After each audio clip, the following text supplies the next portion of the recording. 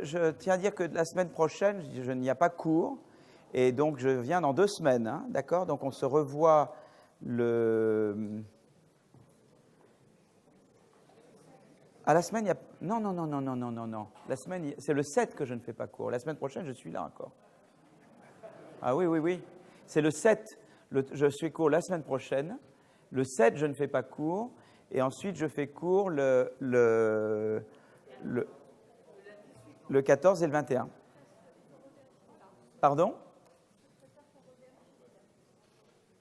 Donc, je vais marquer les dates. Hein? Donc, il n'y a pas d'excuse là.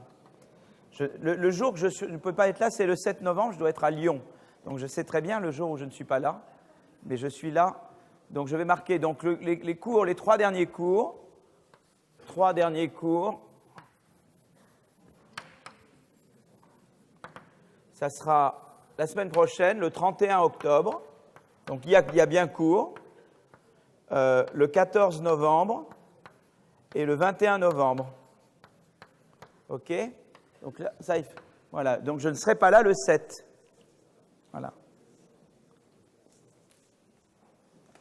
D'accord? On est tous d'accord, là. Voilà. Très bien. Alors, aujourd'hui, je vais vous parler de trois sujets, toujours en liaison avec la dynamique des entreprises et la croissance.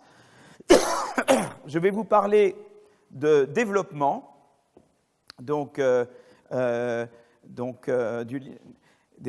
différences. Je vais continuer à vous parler, mais je vais vous parler de qu'est-ce qui entrave la croissance des entreprises dans les pays en développement, puisque je vous avais montré que la croissance des entreprises avec l'âge était moins fort dans les pays en développement que dans les pays développés. Et je vais approfondir et je vais vous parler de ça. Donc ça va être la première partie, et notamment des entreprises familiales et des limites qu'il y a à avoir des entreprises familiales. Donc ça va être la première partie. Donc la première partie, je vais vous parler de croissance et dynamique des entreprises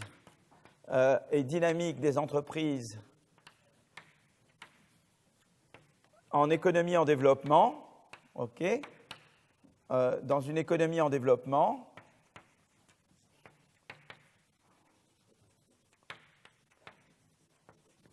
OK, ça c'est la première partie. La deuxième partie, je vais vous parler de politique industrielle. Donc ça c'est le 1. La deuxième partie, je vais vous parler le 2, ça sera politique industrielle. Et la troisième partie, donc on a pas mal de choses, hein. Et la troisième partie, si j'ai le temps, je vous parlerai de dynamique des entreprises et connexions politiques, en prenant comme exemple l'Italie. Voilà, mais ça aurait pu être fait en France. Les données sont italiennes, mais donc dynamique des entreprises et connexions politiques.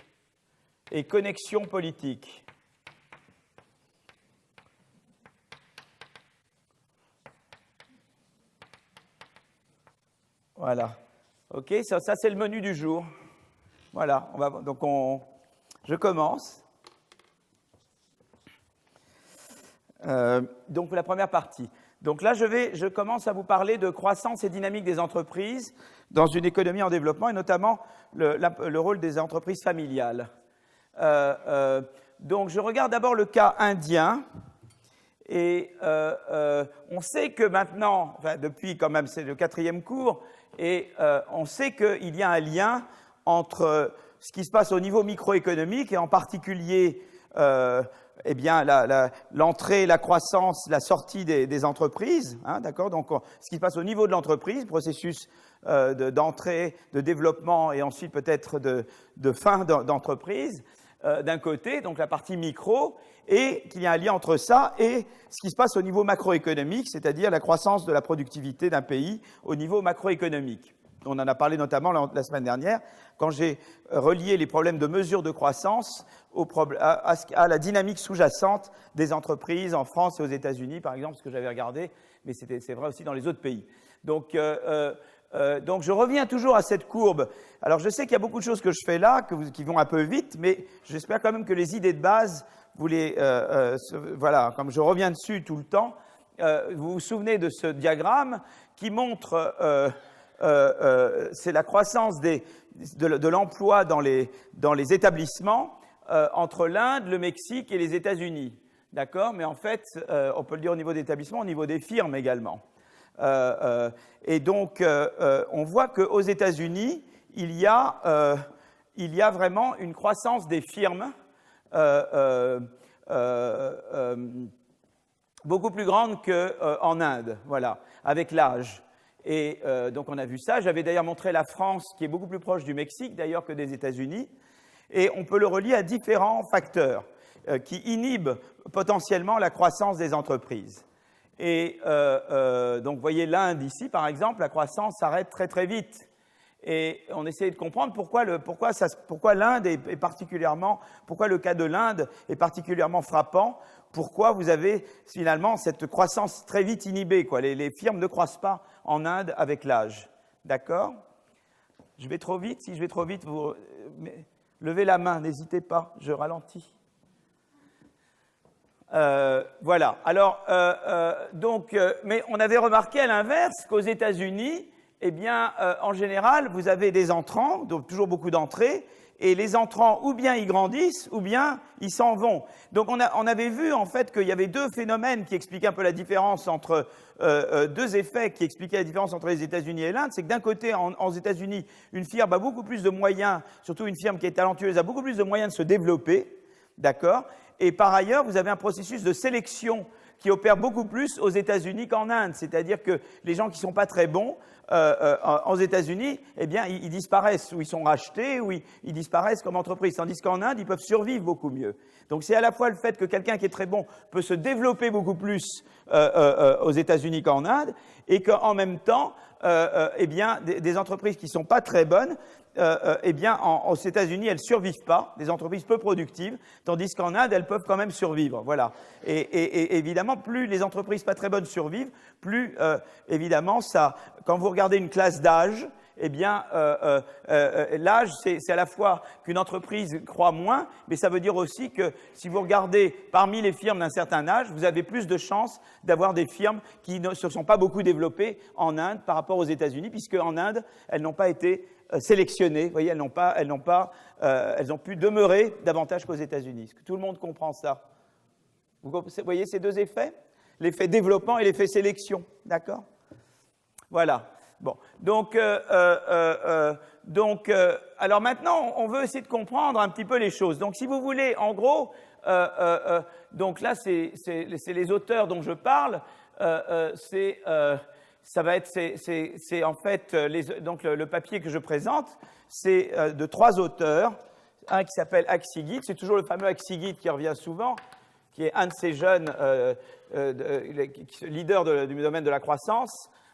Alp et Peters, et le papier, je pense que ça serait bien qu'on mette les papiers en fait sur le site.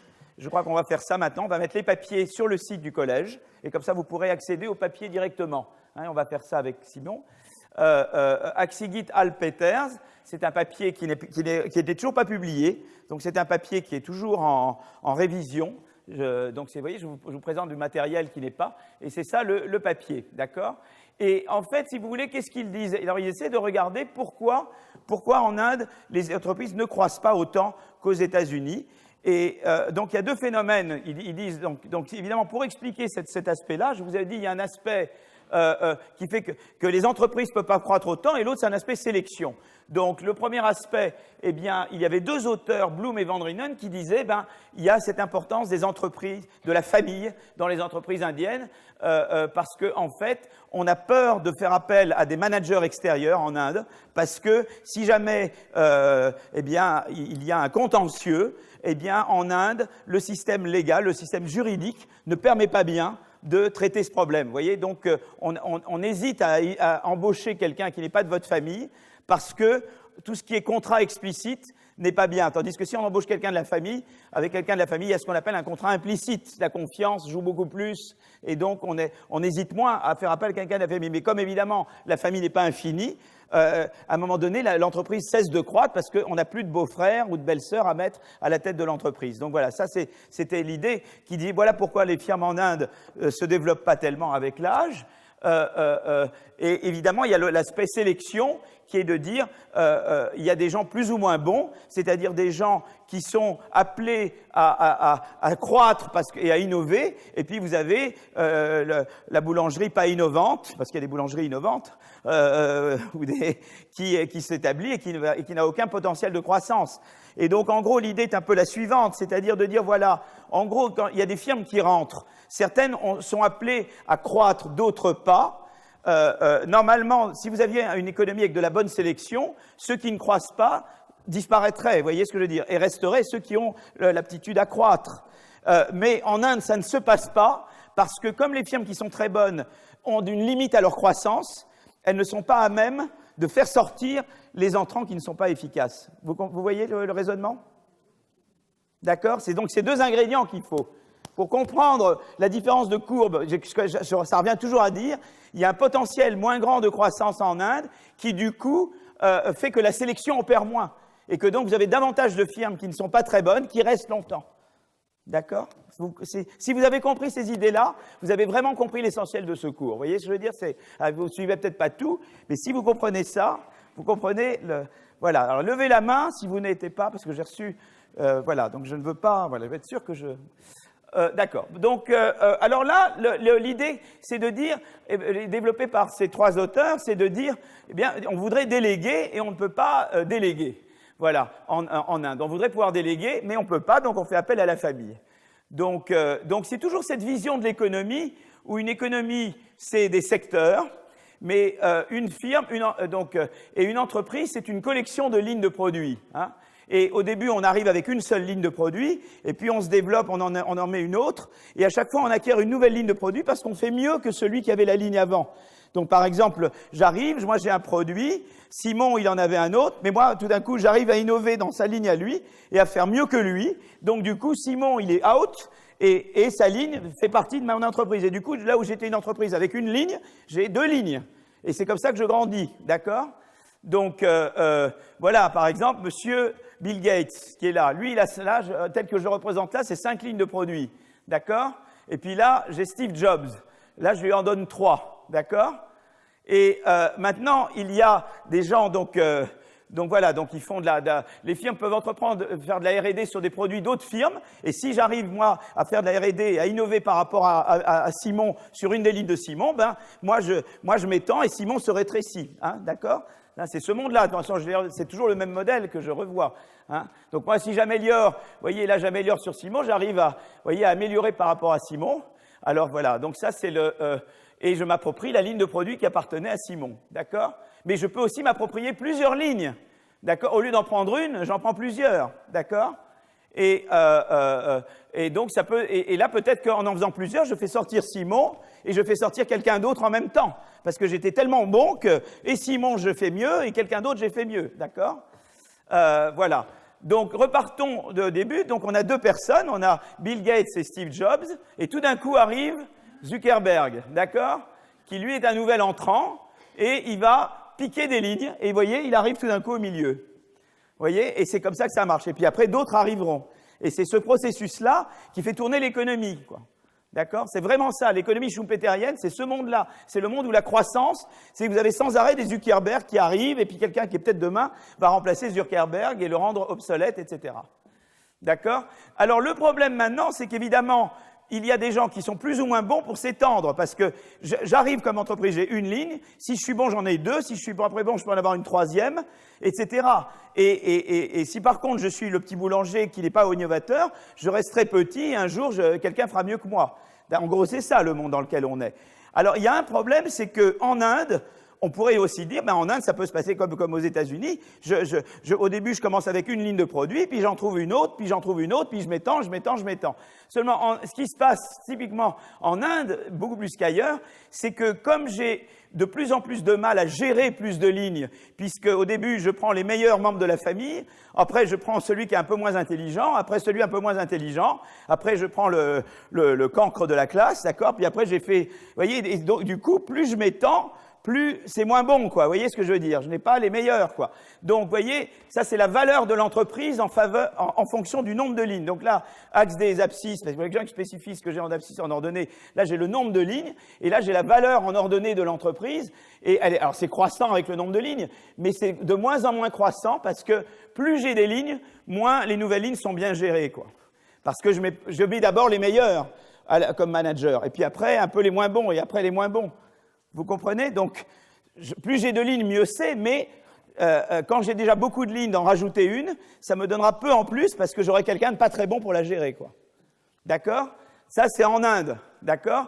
Mais si je pouvais engager un manager et lui déléguer son autorité et qu'il a les compétences, ben à ce moment-là, au lieu de, vous voyez, d'avoir un truc très concave comme ça, je serais plus comme ça, vous voyez. Donc au début, ça serait la famille, et puis après un manager, vous voyez, et après je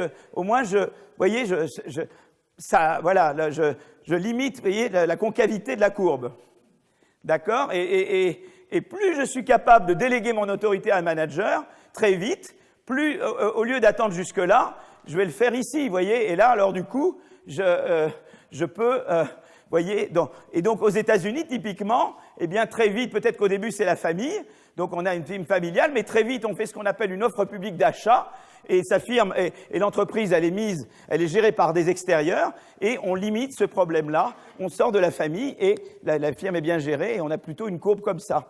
Vous voyez ce que je veux dire? Donc la valeur, elle est toujours croissante, mais elle est beaucoup plus croissante avec l'âge, avec le nombre de produits aux États-Unis qu'elle le serait en Inde. Donc en Inde, j'ai pas une énorme incitation à grandir parce qu'à un moment donné, en Inde, vous voyez, grandir, ça crée des problèmes et finalement, le surcroît de valeur que j'en ai est très faible. Tandis qu'ailleurs, je peux toujours gérer, puis je peux toujours trouver des très bons managers, vous comprenez? D'accord? C'est ça l'idée de base. Est-ce que vous voyez ce que je veux dire? Donc, alors maintenant, ce qu'ils font, c'est que les auteurs, ils disent, voilà, je rentre avec une certaine productivité, ou bien je suis un type très bon, ça c'est les transformateurs, ceux qui sont très innovants, ou j'ai une probabilité d'innover très faible, et donc je suis plutôt le boulanger qui n'innove pas, d'accord? Et donc voilà. Alors, et qu'est-ce qu'il et le fait, c'est qu'aux États-Unis, les pas très innovants, ils sont sortis, tandis que en Inde, comme les très innovants ne peuvent pas croître beaucoup, eh bien, ils laissent survivre des gens pas très innovants très longtemps. Voilà. Alors, ce genre de modèle vous dit, les petites entreprises, elles emploieront pas de managers parce qu'elles n'ont pas de problème de rendement décroissant. Au début, vous voyez, je crois très vite, vous voyez. C'est après que j'ai vraiment besoin de prendre des managers parce que sinon la décroissance devient trop rapide. Mais au début, passant de 0 ligne à 1 ligne de produit, même si je gère ça dans la famille, je crois très vite parce que je prends les meilleurs dans la famille, si vous voulez. Vous voyez, c'est à un moment donné que j'ai besoin vraiment de recourir à des managers extérieurs. Donc très typiquement, ce que ça me dit, c'est que les petites entreprises, typiquement, elles ne vont pas employer de managers. Les entrepreneurs qui disposent de davantage de temps embaucheront moins de managers.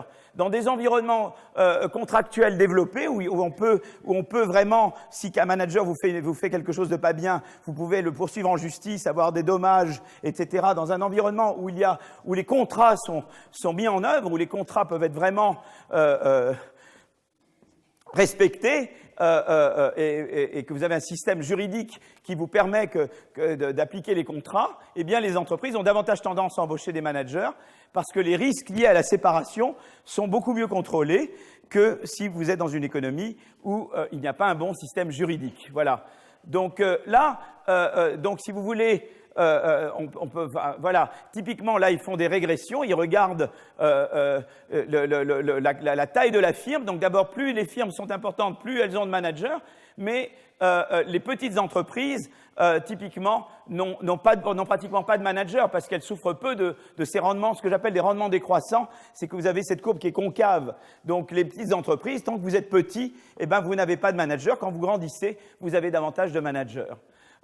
Plus la taille de la famille est importante, moins on embauche de managers. Donc ça, c'est la taille de la famille. Donc plus on a de beaux-frères qu'on peut mettre à la tête de l'entreprise, moins on aura tendance à recourir à des managers. D'accord? Oui? Qu'est-ce que ça veut dire que les tailles de famille sont négatives? Alors, je ne sais pas comment. Oui, alors là, je ne sais pas quoi est la normalisation. Je ne sais pas comment. Oui, là, il faudra que je pense pour la normalisation. Comment ça se. Là, je ne. Oui, alors je ne sais pas par rapport à quelle moyenne, probablement, je pense, non? Pardon? C'est au log. Voilà, c'est ça, c'est en logarithme. Donc, les logs, comme c'est des logs, voilà. Merci, Simon. Bonne. Dans des environnements alors développés, alors ça, là, c'est une mesure de, si vous voulez, de ce qu'on appelle confiance. Donc, on demande aux gens, est-ce que vous avez confiance que les contrats seront appliqués? Et dans des environnements où il y a davantage de confiance, et la confiance, ça, on l'a par des surveys, par des enquêtes. Est-ce que vous faites confiance aux gens avec qui vous travaillez? Est-ce que vous faites confiance aux institutions, etc. En général, tous ces indicateurs vont dans le même sens. Et dans les environnements où vous avez plus de confiance, eh bien, vous avez typiquement une propension plus grande à embaucher des managers. Donc ça, c'est intéressant, ça relie directement à cette idée de, voilà, dans un environnement où je sais que, voilà, que je peux me reposer sur quelqu'un, ben, j'embauche davantage de managers. Donc, qu'est-ce qui se passe? Les auteurs de cet article ciblent un certain nombre de caractéristiques importantes des économies américaines et indiennes: taux d'entrée et sortie des entreprises par taille et par âge, distribution des entreprises par taille, croissance des firmes par taille et par âge, caractéristiques managériales, part des managers versus les membres de la famille dans l'emploi total de l'entreprise. Et ils calibrent leur modèle, c'est-à-dire qu'ils ajustent les paramètres de façon à rendre compte le mieux possible des caractéristiques observées de l'économie américaine. Et ils reconstruisent le fonctionnement de l'économie américaine et indienne de cette façon-là. Et donc, ils arrivent à reproduire, alors là, qu'est-ce que c'est? C'est le modèle et les données sur ils arrivent à reproduire, eh bien, la relation entre taille et âge des entreprises aux États-Unis. Donc, ils arrivent à ce qu'on a dit, ils arrivent en fait à calibrer la réalité, quoi. Ils arrivent avec leur modèle en donnant des bonnes valeurs, des paramètres, à exactement coller ce que le modèle vous prédit avec ses paramètres et ce qu'on observe exactement dans les données, collent l'un à l'autre. Donc, ça leur permet de calibrer le modèle. Et ensuite, ils regardent. Ça, c'est pour l'Inde. Donc, ils calibrent le modèle pour l'Inde également. Alors, évidemment, en Inde, il y a moins de croissance de l'entreprise avec l'âge qu'aux États-Unis. D'accord? Et une chose très intéressante, c'est qu'ils montrent avec ce modèle que, si vous voulez, alors il y a le modèle et il y a les données. Alors, à nouveau, il y a ce que disent les données. Alors, ce qui est très intéressant, c'est que, vous vous souvenez, je vous ai toujours dit que le taux, si vous voulez, là, ça représente la part des petites firmes. Donc, en général, aux États-Unis, vous avez très peu de petites firmes très âgées, puisque les petites firmes d'un certain âge, c'était le boulanger qui n'a pas pu croître, et normalement, aux États-Unis, il est éliminé. Donc, vous avez beaucoup de petites firmes jeunes, parce que quand on démarre, on est jeune, mais il y a un processus de sélection. Ceux qui ne grandissent pas, en général, sont les moins bons. Et aux États-Unis, il y a un processus de sélection qui fait qu'ils ne sont plus là. Donc, c'est pour ça que si vous regardez la part des petites firmes par âge, vous avez beaucoup de petites firmes. La plupart des firmes, vous voyez, entre 0 et 5 ans, toutes les petites firmes entre 0 et 5 ans sont petites, vous voyez, d'accord? Mais si vous regardez des firmes de plus de 20 ans, etc., très peu aux États-Unis sont petites. C'est toujours le up on out. Ou vous avez grandi, ou vous avez été éliminé. D'accord? Tandis que c'est beaucoup moins le cas en Inde. Vous voyez, la courbe est beaucoup moins décroissante. C'est ce que je vous disais tout à l'heure. En Inde, le up or out opère beaucoup moins qu'aux États-Unis. Vous voyez? Alors, ce qui est en ligne continue, c'est ce que dit les données, et ce qui est en pointillé, c'est ce que dit le modèle. D'accord? Mais ils ont un modèle bien calibré, donc ils arrivent à reproduire essentiellement ce que les données disent. D'accord? Et alors, la chose très intéressante, c'est que, voilà, là, ça, si vous voulez, c'est ce qui se passe aux États-Unis. Ça, c'est l'âge et la part par âge des firmes qui sont, disons, d'un type élevé, qui sont des firmes innovantes. Et effectivement, plus l'âge est grand, plus aux États-Unis, on sait qu'on a des firmes innovantes, puisque les non innovantes sont éliminées petit à petit. D'accord? Donc, parmi les très jeunes, comme au début rentrent des innovants et pas des innovants, on a des deux. Mais plus l'âge avance, plus aux États-Unis, les non innovants ont été éliminés. Donc, quand vous regardez des firmes d'un âge avancé, la part des non innovantes est très faible, et la part des innovantes est grande aux États-Unis. D'accord? Tandis qu'en Inde, beaucoup moins. En Inde, eh bien, vous voyez, la part, quand vous regardez même des firmes qui ont plus de 30 ans, eh bien, la part des innovantes est très faible quand même. Vous voyez, puisqu'on peut rester longtemps en Inde sans être innovant. C'est toujours la même, je dis toujours la même chose de 10 façons différentes. D'accord ? Voilà. Alors, une fois le modèle construit, les auteurs testent l'impact de la délégation et du management sur le cycle de vie des entreprises. Donc, ils vont estimer le cycle de vie en Inde si l'Inde avait le seuil à partir duquel l'entrepreneur délègue aux États-Unis. C'est-à-dire qu'on sait que aux États-Unis, comme les managers, il y en a de très bons partout, très vite on délègue à des managers. Tandis qu'en Inde, il faut vraiment qu'on soit acculé pour faire appel à des managers. Donc, ils regardent et on voit que, voilà, ça c'est l'Inde et ça c'est les États-Unis. Mais si l'Inde pouvait déléguer aussi vite que les États-Unis délèguent, eh bien, voilà, déjà, ils montraient un peu, quoi. Alors, il n'y a pas la même sélection, mais voilà, déjà, ils feraient quand même pas mal mieux, quoi. Voilà, simplement, ce qu'on fait varier, c'est si je pouvais déléguer en moyenne aussi vite, aussi rapidement en Inde que je délègue aux États-Unis. Il y a beaucoup de choses qui sont différentes entre l'Inde et les États-Unis, qui font que la sélection opère beaucoup mieux aux États-Unis qu'en Inde. Mais simplement le fait que je pourrais embaucher un manager, un top manager, aussitôt que je le fais aux États-Unis, déjà ça, eh bien, ça fait que la courbe indienne commence déjà à monter, la courbe qui représente la taille avec l'âge. Vous voyez, je veux dire, déjà, je fais beaucoup mieux, quoi. Mais il y a beaucoup d'autres éléments que je rate en faisant ça. Je regarde juste le fait de dire, tu peux embaucher un manager aussi vite aux États-Unis que tu le fais en Inde. Eh bien, déjà, on voit qu'il y a une grosse différence. D'accord ? Donc, conclusion de cette première partie. La conclusion, c'est que la sélection naturelle des entreprises les plus performantes et la réallocation des ressources vers les plus performantes sont centrales pour la croissance, ça on le savait. Et le problème, c'est que la délégation ou la difficulté de déléguer en Inde est une raison importante pour laquelle il n'y a pas une croissance des entreprises avec l'âge aussi importante en Inde que vous l'avez aux États-Unis. Vous voyez, c'est un des éléments. Mais derrière ça se cache évidemment, eh bien, il y a plusieurs éléments. C'est le système juridique, mais c'est aussi le système éducatif. C'est-à-dire que il faut des gens éduqués pour être manager. Il faut des bonnes business schools. Il y a toute une série de choses qui font que vous avez une offre de manager. Donc, à la fois, il faut qu'il y ait des gens qualifiés et en même temps que vous ayez un système juridique qui fait que s'il y a un problème, le système est résolu. Donc, c'est tout ça qu'il faut, voyez. Donc, c'est intéressant parce que ça montre les différentes choses qu'on peut faire en Inde pour rétablir la dynamique des entreprises. Mais oui, à chaque fois, c'est toujours des réformes dont la Banque mondiale ou d'autres ont parlé. Je veux dire, l'idée de l'éducation, c'est important. Contract enforcement, comme on dit en anglais, c'est important. Mais là, on le voit directement à travers l'effet que ça a sur la dynamique des entreprises. C'est toujours pareil, je regarde les choses que vous connaissez, mais toujours par le prisme dynamique des entreprises et donc effet sur l'innovation agrégée, parce que ça affecte la dynamique des entreprises de cette façon. Vous êtes encore vivant ? Vous, je veux que vous restiez. Je veux pas que... Voilà. Pas de darwinisme ici, hein, absolument pas. Voilà. Donc ça, c'est la première partie, hein, d'accord ? Donc alors je vais maintenant, pour un peu se reposer, parce que là, je vous ai demandé un gros effort, je suis conscient.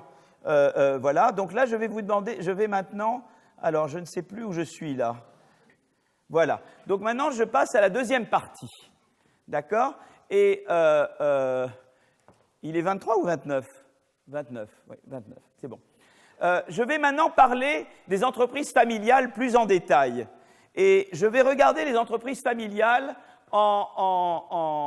on a vu donc l'importance des entreprises familiales et en quoi le fait qu'on se restreint à la famille peut être un facteur qui inhibe la croissance des entreprises les plus performantes et donc par ce biais inhibe la croissance de la productivité pour l'économie prise dans son ensemble. Alors là maintenant, là je passe à une étude un peu plus microéconomique. On veut vraiment regarder l'influence de la famille sur la performance d'une entreprise. Et on va prendre un pays en développement et là, on va aller se voyager un petit peu, on va aller en Thaïlande.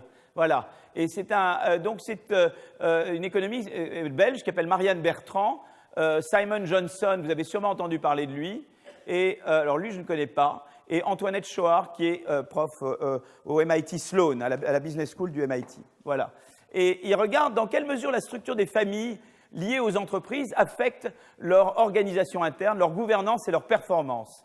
Et et c'est intéressant. Donc, on va regarder des entreprises thaïlandaises. Et on va voir les entreprises où il y a une part plus grande des managers qui sont des gens de l'entreprise, enfin voilà, et qu'est-ce qui se passe dans des entreprises comme ça, ou des entreprises où une part plus grande du capital est détenue par des membres de la famille, d'accord? Et on va regarder l'implication que ça a pour la performance de l'entreprise. Donc on regarde ça au niveau très micro, vous voyez? On reste sur une entreprise, on fait la moyenne entre les entreprises, mais on regarde au niveau des entreprises. Donc là, je ne m'intéresse pas à la croissance de l'économie dans son ensemble, je ne m'intéresse pas à l'entrée, la sortie, je regarde vraiment la performance de l'entreprise pris individuellement. Donc, ils regardent les grandes entreprises familiales en Thaïlande. Il y a 93 familles. Les données de performance économique des groupes sur l'année 96. Ces 93 familles possèdent en 96 plus de 40% de l'ensemble des actifs des entreprises thaïlandaises. Donc poids économique important. Pourquoi la Thaïlande? Les données sont très micro, sont de bonne qualité, à la fois en ce qui concerne la généalogie des familles d'entrepreneurs et la mesure de la performance économique des entreprises. Je ralentis? C'est bon? De toute façon, les transparences sont normalement disponibles et tous les papiers seront disponibles, d'accord? Vous aurez accès à tous les papiers sur le site. Ça va devenir gros le site, vous savez. Il y a beaucoup de choses dans le site maintenant. Bon.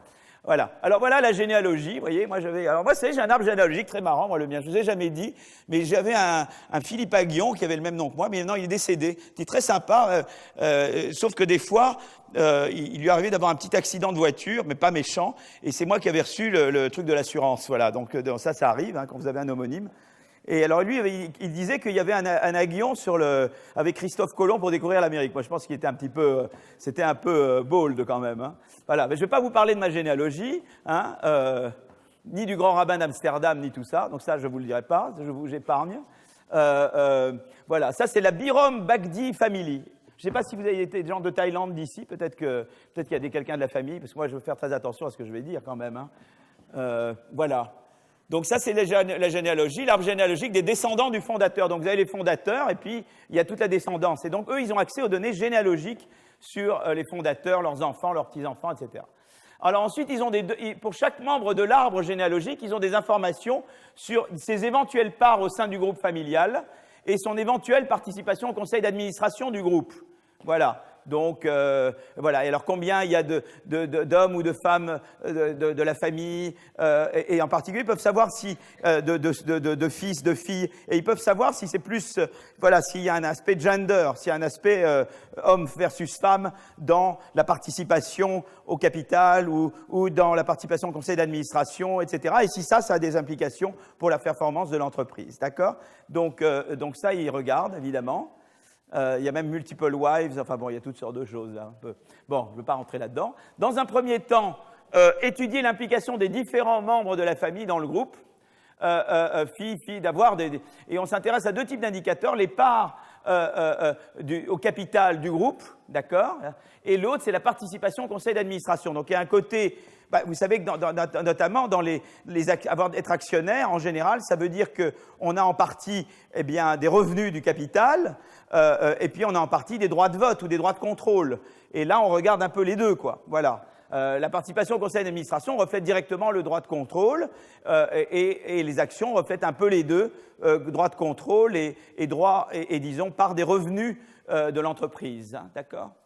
Alors, la première chose, c'est que plus la famille est grande, plus il y a de membres de la famille qui possèdent des parts du groupe. Donc ça, c'est intéressant. Ça va dans le sens de ce qu'on disait avant. Plus j'ai une famille qui est élargie, plus je vais les impliquer dans le groupe. Et une manière de les impliquer, c'est de leur donner, c'est de faire la participation. Hein. Mais là, au lieu de faire la participation gaulliste, je fais la participation avec les membres de la famille. Vous voyez, donc c'est pas... voilà. Donc je leur donne du capital. D'accord? Bon, c'est pas un scoop, hein, ça. Vous attendiez quand même, hein. Donc voilà, là vous représentez ce qu'on régresse, c'est le nombre de membres de la famille avec ownership, c'est-à-dire qui ont des parts du capital, et c'est en fonction de la taille de la famille. Et on voit qu'il y a une relation positive significative entre le nombre de gens dans la famille qui ont une part dans le groupe et la taille du groupe. Évidemment, plus on est gros, plus on implique des gens de la famille. D'accord? Si on est tout petit, je n'ai pas besoin d'impliquer tout le monde. Plus je grandis, plus j'implique des gens de la famille. D'accord? C'est ça la logique.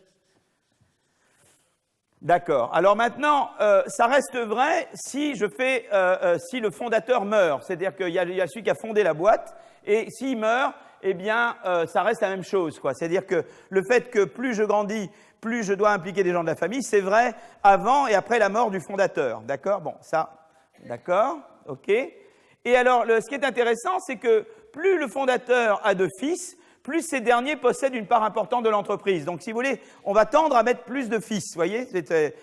Donc, voilà, plus on a de fils, plus, avec la taille de l'entreprise, il y aura des fils qui auront une part du capital. D'accord?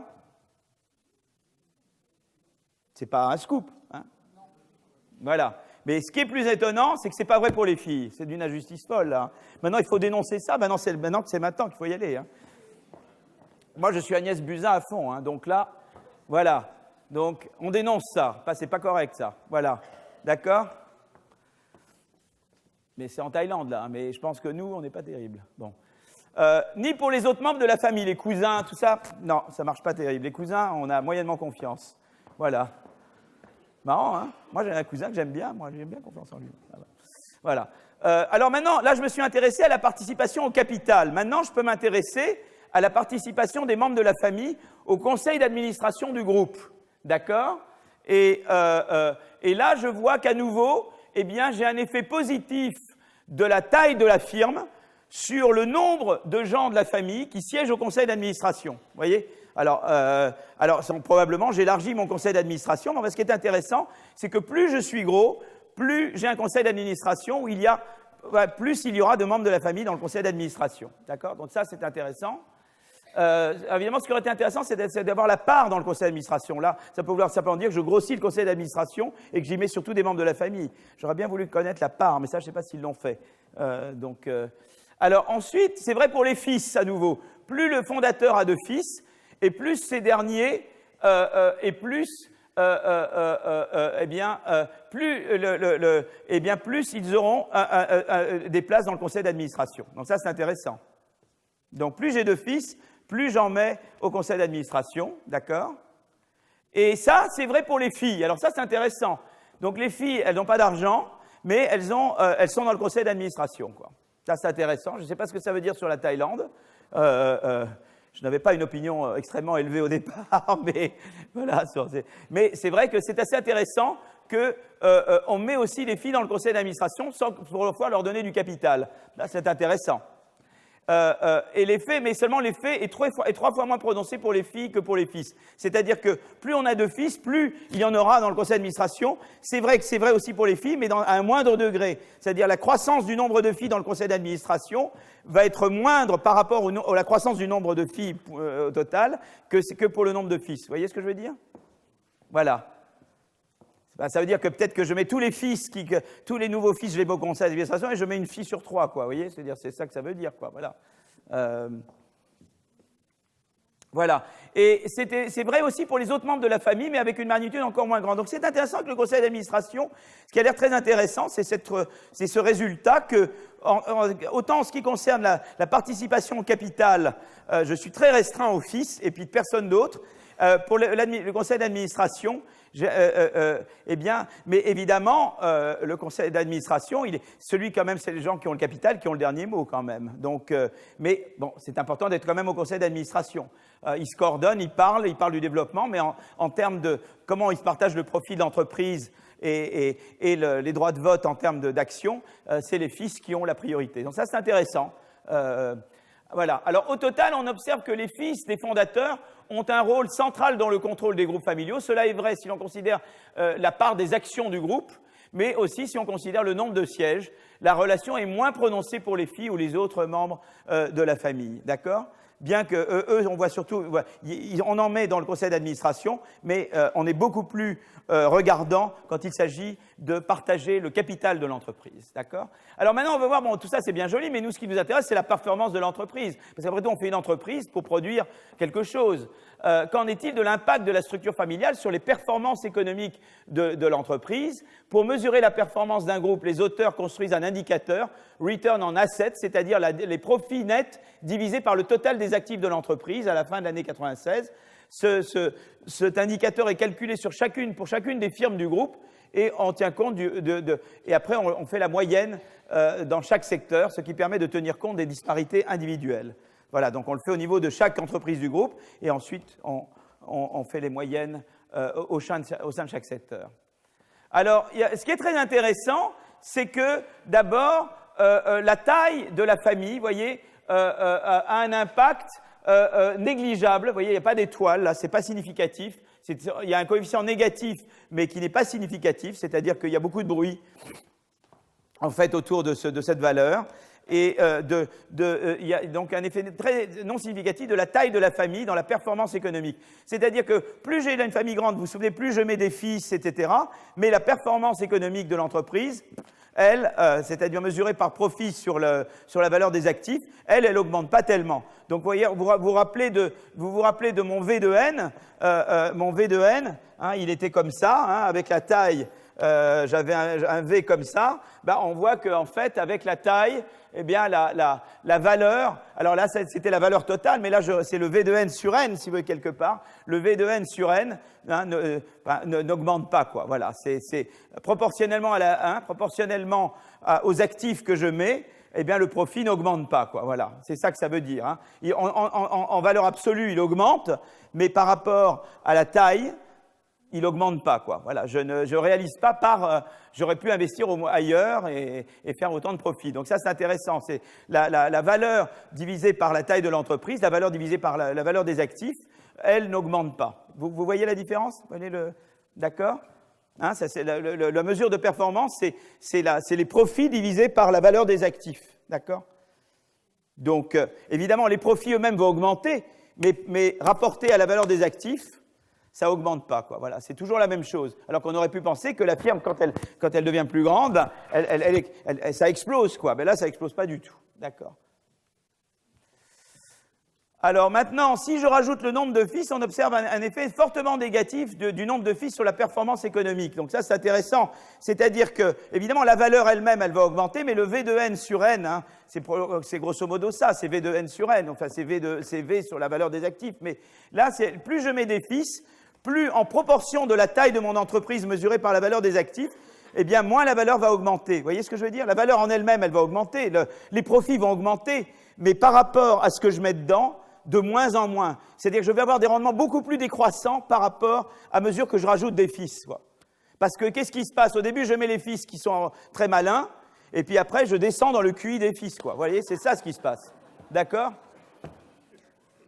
Mais c'est ça le gros problème des firmes, c'est ça le gros problème des mondes où il n'y a pas des managers extérieurs. C'est qu'au début, vous êtes très bon comme fondateur, mais peut-être vous avez des fils ou c'est qu'ils ne sont pas faits pour ça. Moi, je veux dire, je parle de moi. Si ma mère m'avait confié sa maison de prêt-à-porter, ça aurait fait péricliter la maison de prêt-à-porter. Je peux vous le garantir. Voilà. Donc, c'est pour mon cas personnel. Hein. Voilà. Donc, si vous voulez, donc plus on rajoute des fils, plus, si vous voulez, le ratio de la valeur des profits sur la valeur des actifs, elle baisse, quoi. C'est-à-dire, plus vous avez des rendements décroissants par rapport à la croissance, vous voyez, plus ce que vous rajoutez d'actifs dans la firme donne moins, quoi. Vous comprenez la manière dont je raisonne? Donc, la valeur totale, elle augmente, mais c'est c'est les profits divisés par la valeur des actifs. D'accord? On est d'accord là-dessus? Pas de main levée? Faut pas être timide avec moi. Hein. Voyez, moi, bon. Voilà. Donc ça, c'est pas bon. Voyez. On retrouve cet effet à la fois pour les filles et pour les fils dans de la même façon. Ben, c'est la même chose. Il n'y a pas de raison que ça soit différent. Et l'effet négatif des descendants est très marqué si le fondateur est décédé. C'est-à-dire que, en gros, alors ça, c'est très intéressant. C'est-à-dire que, à la limite, je peux mettre des fils et des filles avec un QI très moyen. C'est pas génial, mais au moins, moi, je suis un fondateur très malin, je rattrape un peu leurs bêtises. Vous voyez. Alors, si le fondateur est plus là, c'est la cata, quoi. Voilà. En gros, c'est ça, quoi. Hein? D'accord?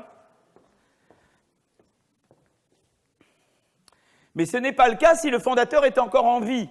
Parce que là, s'il est encore en vie, et si on se restreint au cas où il est encore en vie, eh bien, il arrive à rattraper le coup. Donc, en moyenne, de mettre plus en plus de fils, c'était pas bon. Mais en fait, tout ça, c'est parce que c'est dans le cas où le fondateur n'est plus là. Quand le fondateur est là, si je me restreins au cas où le fondateur est encore là, il rattrape les bêtises des enfants. Et donc, il fait qu'il n'y a plus de rendement décroissant. Vous voyez ce que je veux dire? Mais dès qu'il n'y a plus le fondateur, Voilà, donc idéalement, dès que le fondateur est plus là, il faudrait faire une offre publique d'achat de l'entreprise, quoi. C'est ça qu'il faudrait faire. Seulement, en Inde, c'est très difficile de faire des IPO, quoi. D'accord? Vous me suivez, là? Je sens que... Vous voyez ce que je veux dire? D'accord?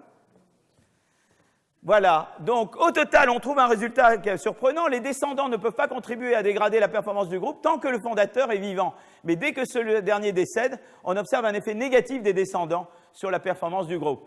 Donc ça, c'est un cas particulier des groupes familiaux en pays en Thaïlande. Plus la taille de la famille est importante, plus la famille joue un rôle important dans la gestion du groupe, mais plus la famille joue un rôle important, plus la performance se dégrade. Et ce second effet ne s'observe toutefois qu'après la mort du fondateur et soulève la question de la succession du conglomérat économique d'une génération à une autre. Et je crois que c'est le gros problème du capitalisme. Je crois qu'un capitalisme purement familial, c'est un capitalisme qui ne fonctionne pas bien. Pour qu'un capitalisme fonctionne bien, il faut qu'il y ait du turnover. Il faut pas que ce soit toujours les mêmes qui gèrent. Il faut qu'il y ait de l'entrée, de la sortie, etc.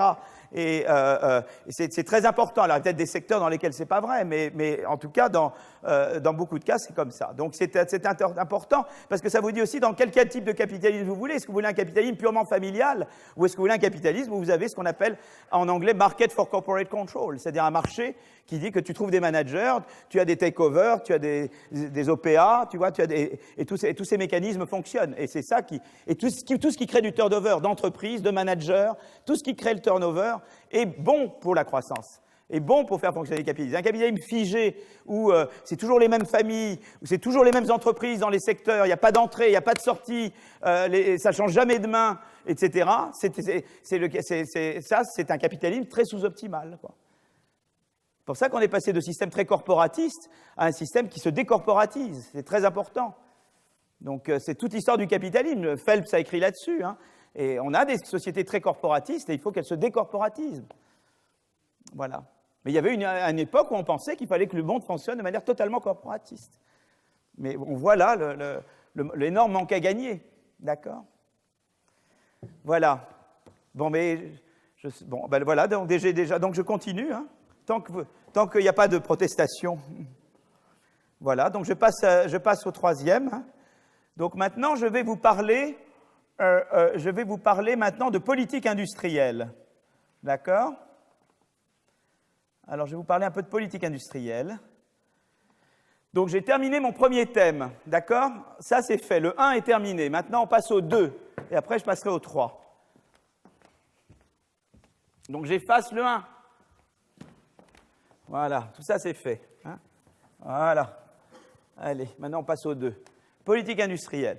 Alors ça a été des débats intéressants, parce que justement là ce matin, je ne devrais pas le dire, non, mais enfin, je sais qu'à l'Élysée, ils s'intéressent beaucoup pour l'Europe, ils veulent en parler, et je suis sûr qu'ils vont consulter avec beaucoup de gens. Et voilà, donc je vous donne un peu mes idées à moi sur la politique industrielle, voilà. Hein? Puis après vous direz, ah, Guillaume, il raconte des conneries, mais à la limite c'est très bien, parce que ce que je veux, c'est vous provoquer. Je ne veux pas que vous soyez d'accord avec moi. Je veux que vous disiez vraiment, mais qu'est-ce qu'il raconte comme bêtise? Et c'est très bien, ça. Ça, c'est très bien. L'important, l'indifférence, c'est ce que je ne veux pas. Voilà. Alors, en plus, là, je vais vous remettre en colère, je vais mettre un peu d'anglais. Mais je vais vous le traduire en français. D'accord? Donc, qu'est-ce qui se passe? Eh bien, sur la politique industrielle, il y avait la vision suivante. D'abord, il y a eu l'époque de la reconstruction. Après la Deuxième Guerre mondiale, il faut reconstruire. Et pour reconstruire, si vous voulez, voilà, il y avait l'idée, l'État doit être très fort et l'État doit être là pour reconstruire. Et ça faisait sens.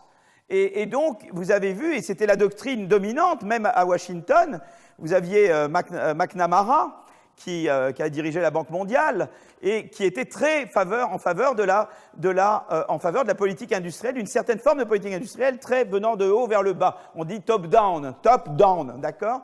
Et l'argument de base, c'était l'argument, en anglais on dit infant industry, et je ne sais pas comment, industrie naissante, je pense, non? Est-ce qu'il y a un moyen en français, est-ce qu'il y a un terme consacré en français pour dire infant industry? Je dirais une industrie émergente, hein, industrie naissante, voilà, industrie naissante. Alors, quelle était l'idée? Et alors, c'est un argument important parce que il est souvent utilisé. Donc, je veux vous en parler de cet argument-là, et puis après, on va discuter, d'accord? Mais le débat sur la politique industrielle, c'est un débat qui continue jusqu'à maintenant. Il y avait Montebourg contre d'autres, il y a tout le débat avec la Commission européenne de la concurrence. Donc c'est des débats qui sont très actuels, en fait.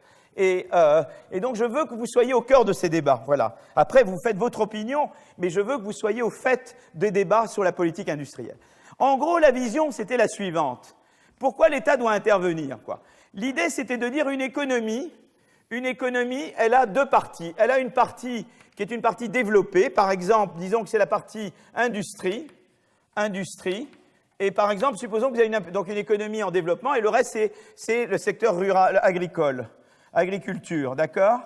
Donc, supposons que vous êtes dans une économie où vous avez essentiellement une économie agricole, mais vous avez un petit noyau industriel. Et l'idée de la théorie de infant industry, qui est reprise, Stiglitz, beaucoup d'autres la reprennent, c'est de dire, en fait, voilà, il y a l'agriculture, mais vous avez ce noyau qui est le noyau qui se développe. Et seulement ce noyau, au début, ça coûte cher de produire parce qu'ils ne sont pas très efficaces. Mais il y a de l'apprentissage. Donc il y a l'idée qu'à force de produire, j'apprends. Donc il y a l'idée qu'il y a de l'apprentissage. Et donc l'idée est la suivante, c'est de dire, voilà, ce secteur naissant, au début, il est très inefficace, mais il va se développer, et en produisant de plus en plus, vous apprenez vous-même. Au début, vous commencez quelque chose, vous n'êtes pas bon, mais vous avez de l'apprentissage. Et donc, en faisant cet apprentissage, eh bien, ils vont générer du savoir qu'ils vont, en fait, répandre sur tout le reste de l'économie.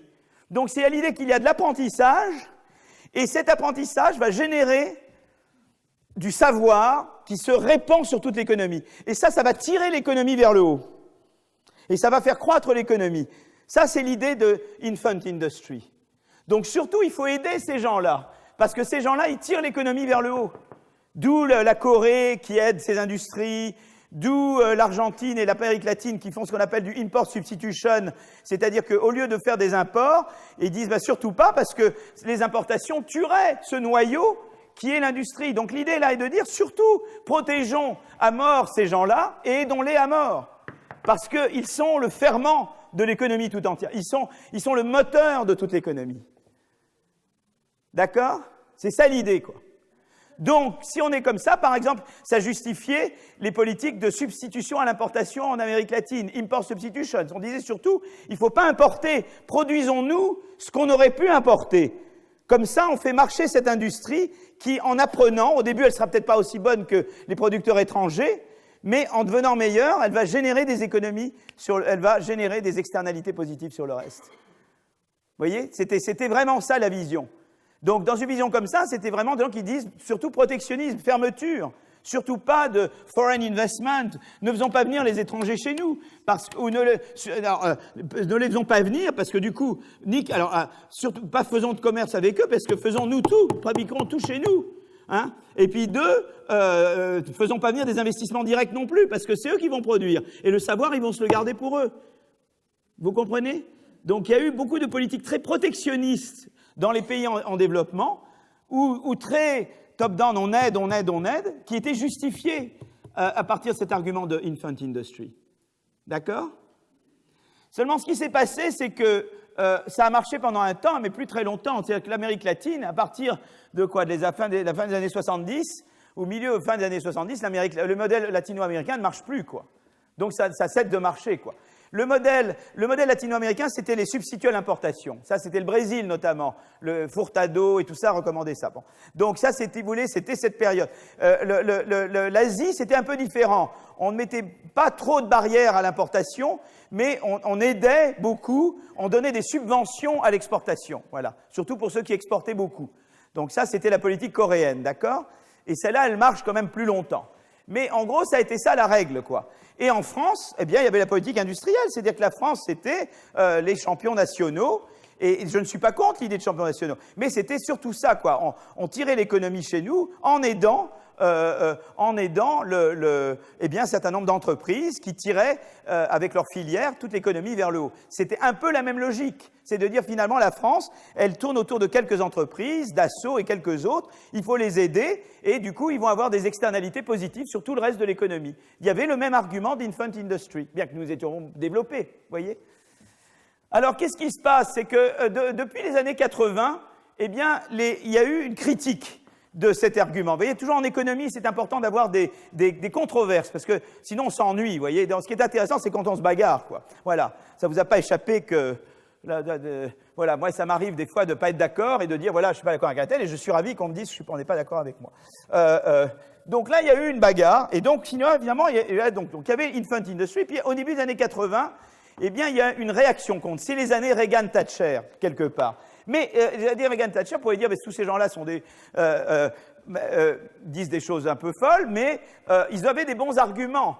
Et notamment, il y a une femme qui est importante, qui est Anne Kruger. Anne Kruger, elle a été vice-présidente du FMI pendant un certain temps, mais c'est pas que elle, mais enfin, elle a joué un rôle important dans ces années-là. Et elle dit, voilà, pourquoi c'est pas bon, le modèle? Parce que le gouvernement n'est pas bon pour sélectionner les bons et les mauvais. D'où ils savent qui est bon, qui est pas bon. Je vous ai parlé tout à l'heure du processus de sélection. Mais la sélection, c'est le marché qui faisait la sélection. Là, dans la politique industrielle, il y a l'idée que c'est le gouvernement qui sélectionne. Qu'est-ce qui vous dit qu'il va sélectionner les gens les meilleurs? D'où ils savent? Et puis, deuxièmement, peut-être qu'ils sélectionnent les petits copains. Ça, c'est encore pire. On va voir ça tout à l'heure, les petits copains, quand je vais parler de l'Italie, d'accord? Mais les petits copains, c'est chez nous aussi, hein. Bon. Donc, j'ai les données italiennes, mais c'est pas parce que je veux stigmatiser l'Italie. D'accord? Donc, si vous voulez, ça, c'est un argument. C'est-à-dire qu'ils ont dit, qui est le gouvernement? Qui sont-ils pour dire, je vais aider Dassault et pas un tel? Sur quelle base? D'accord? Pourquoi c'est mieux? En France, il y a eu des succès, il y a eu des échecs retentissants. Airbus, ça a été un succès. Concorde, bon, on peut dire que c'est la faute des Américains qui ne nous ont pas laissé l'utiliser comme on voulait, mais plan calcul, bon, en tout cas, c'est contesté, voilà, le plan calcul. Il y a des gens qui pensent que ça n'a pas été un grand succès, voilà. Donc, il y a eu des choses qui ont marché, des choses qui n'ont pas marché. Et donc, qui est le gouvernement? Qui sont-ils pour décider pourquoi ce seraient des ronds de cuir, hein, qui décideraient qui on aide et qui on n'aide pas, quoi. Voilà, donc ça, c'est un peu... Et alors, le deuxième argument, c'est que ça va contre la concurrence. Puisqu'on a vu tout à l'heure que c'est important, la concurrence. Vous voyez, c'est ça qui permet à la sélection d'opérer. Quelqu'un est meilleur que quelqu'un d'autre, c'est par la concurrence qu'il écarte l'autre. Si le gouvernement intervient, forcément, le gouvernement biaise la concurrence. Donc, ça empêche la sélection. Ça, c'est un argument plus subtil. Même si le gouvernement savait sélectionner, rien que le fait qu'il intervienne risque de privilégier les gens en place contre les entrants et de biaiser la concurrence. Or, on sait que la concurrence, c'est important pour l'innovation en particulier. Une économie de l'innovation, je vous l'ai dit plein de fois, on innove pour échapper à la concurrence, et puis la concurrence, c'est la destruction créatrice, c'est ce qui permet et bien justement à des entrants d'arriver, aux meilleurs entrants de prendre la place des incumbents qui deviennent moins bons, qui sont moins bons. Donc si vous biaisez la concurrence, eh bien vous empêchez, vous entravez ce processus-là. Et donc sur cette base-là, il y a eu, si vous voulez, eh bien un retour de bâton. Et la politique industrielle qui, disons, était quelque chose d'une idée très populaire après-guerre, eh bien, surtout quand les économies, eh bien, c'est devenu une idée plus du tout très populaire dans les années 80. Voilà. Et donc, il y a eu, mais là, il y a eu presque un passage d'un extrême à l'autre. C'est-à-dire que de là où on était très pour la politique industrielle, façon colbertiste, etc., ou façon, eh bien, il n'y a plus. Ah, voilà. Ça fait combien de temps? Combien de papiers déjà que j'ai plus comme ça? Oui. C'est pour ça que tout le monde était très content, mais ils m'entendaient moins. Je sentais que l'atmosphère s'était détendue. Oui. Je suis désolé, hein, voilà. Merci beaucoup. Donc, si vous voulez, donc, il y a eu ce retour de bâton, ça peut dire, et on est passé un peu d'une extrême à l'autre. C'est-à-dire que maintenant, vous avez la Commission européenne de la concurrence, alors c'est en train de changer en Europe, qui vous dit, surtout pas d'aide publique d'État à des secteurs. C'est-à-dire qu'il y a eu l'idée de dire surtout que l'État n'intervienne plus. On veut une économie de l'innovation, eh bien, l'État peut dire j'aide l'éducation, j'aide, vous voyez, j'aide le marché du travail avec un système d'assurance chômage, mais je fais ce qu'on appelle de l'intervention horizontale. C'est-à-dire que les secteurs sont là, il y a des différents secteurs, mais le gouvernement, il ne s'occupe pas des secteurs, il intervient horizontalement. Donc, si vous voulez, il y a eu en réaction, donc, sur la base de ce que disait Mme Anne Kruger et d'autres, il y a eu cette idée surtout que le gouvernement ne se mêle pas de choisir, qu'il ne choisisse pas. qu'ils disent qu'ils donnent les inputs de base. Donc d'abord, law and order, il faut de la sécurité, hein, on ne veut pas d'attentats et de choses comme ça, donc voilà. Donc ça, c'est cross-sector, évidemment, c'est horizontal. La deuxième chose, on veut de l'éducation, on veut de la formation, on veut un système d'assurance chômage, on veut un certain nombre de choses, et ça, c'est pour tout le monde. On veut un Small Business Act pour aider les petites entreprises, surtout dans les moments difficiles, mais ça, on le fait sur tous les secteurs. On ne choisit plus.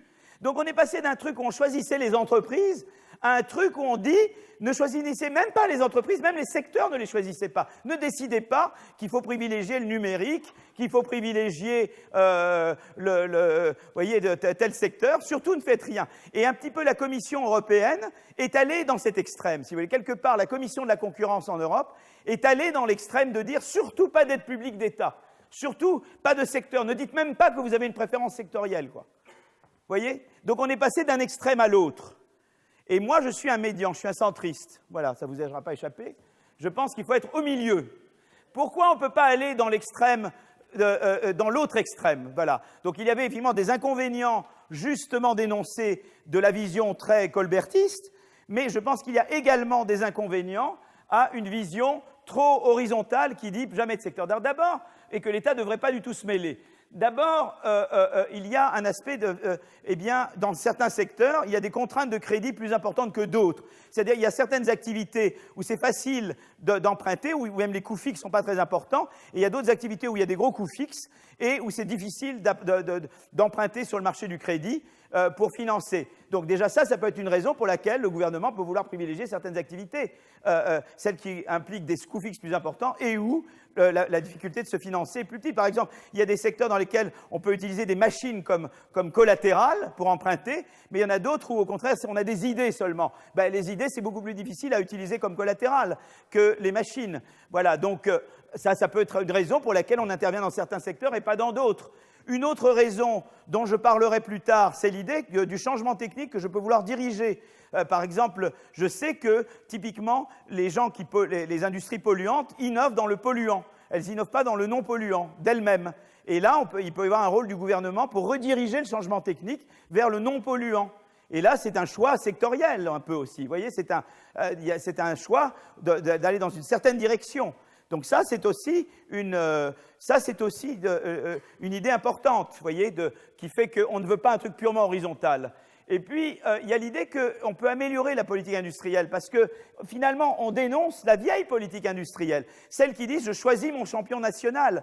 Mais tu peux tout à fait faire la politique industrielle autrement. Et moi, ce que j'ai prôné, j'ai souvent dit, en Europe, il y a des gens qui s'intéressent à Bruxelles à la politique industrielle, mais vous ne parlez pas assez avec la Commission de la concurrence. Vous pourriez tout à fait dire, on autorise des aides sectorielles d'État, enfin, dans une certaine mesure. Il faut faire, moi, je suis pour l'horizontal beaucoup, mais dans certains cas, on peut considérer que le numérique, ou je sais pas,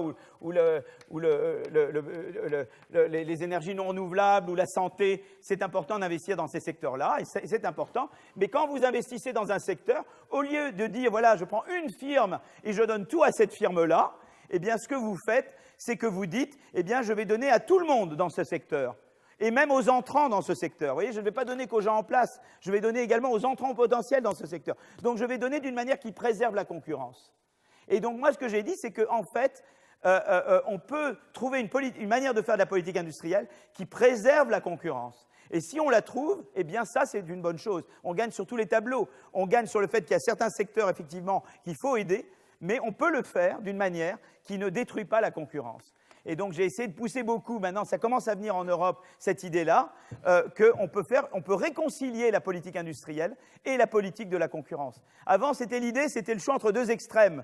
On disait, c'est ou tu es infant industry et colbertiste, hein, la manière plan-calcul, ou tu es pour rien du tout, quoi. Tu vois? Et moi je dis non, il y a faisons beaucoup de subventions horizontales, mais on peut choisir des secteurs, mais il faut préserver la concurrence au sein de ces secteurs. Voilà. Et si vous voulez, c'est ça que j'essaie de pousser. J'essaie de pousser pour repenser d'abord une nouvelle philosophie de la politique industrielle. En fait, idéalement à Bruxelles, la politique industrielle devrait être faite au sein de la Commission de la concurrence. Ils devraient être ensemble. Ils ne se parlaient pas. Moi, j'ai été à Bruxelles, j'ai vu des gens de politique industrielle, les gens de la concurrence, on ne les voit pas. Comment vous ne les voyez pas? Et pareil de l'autre côté, vous devez travailler ensemble. Vous devez faire ça ensemble. Vous voyez? Voilà un petit peu ma philosophie. sur ces choses-là.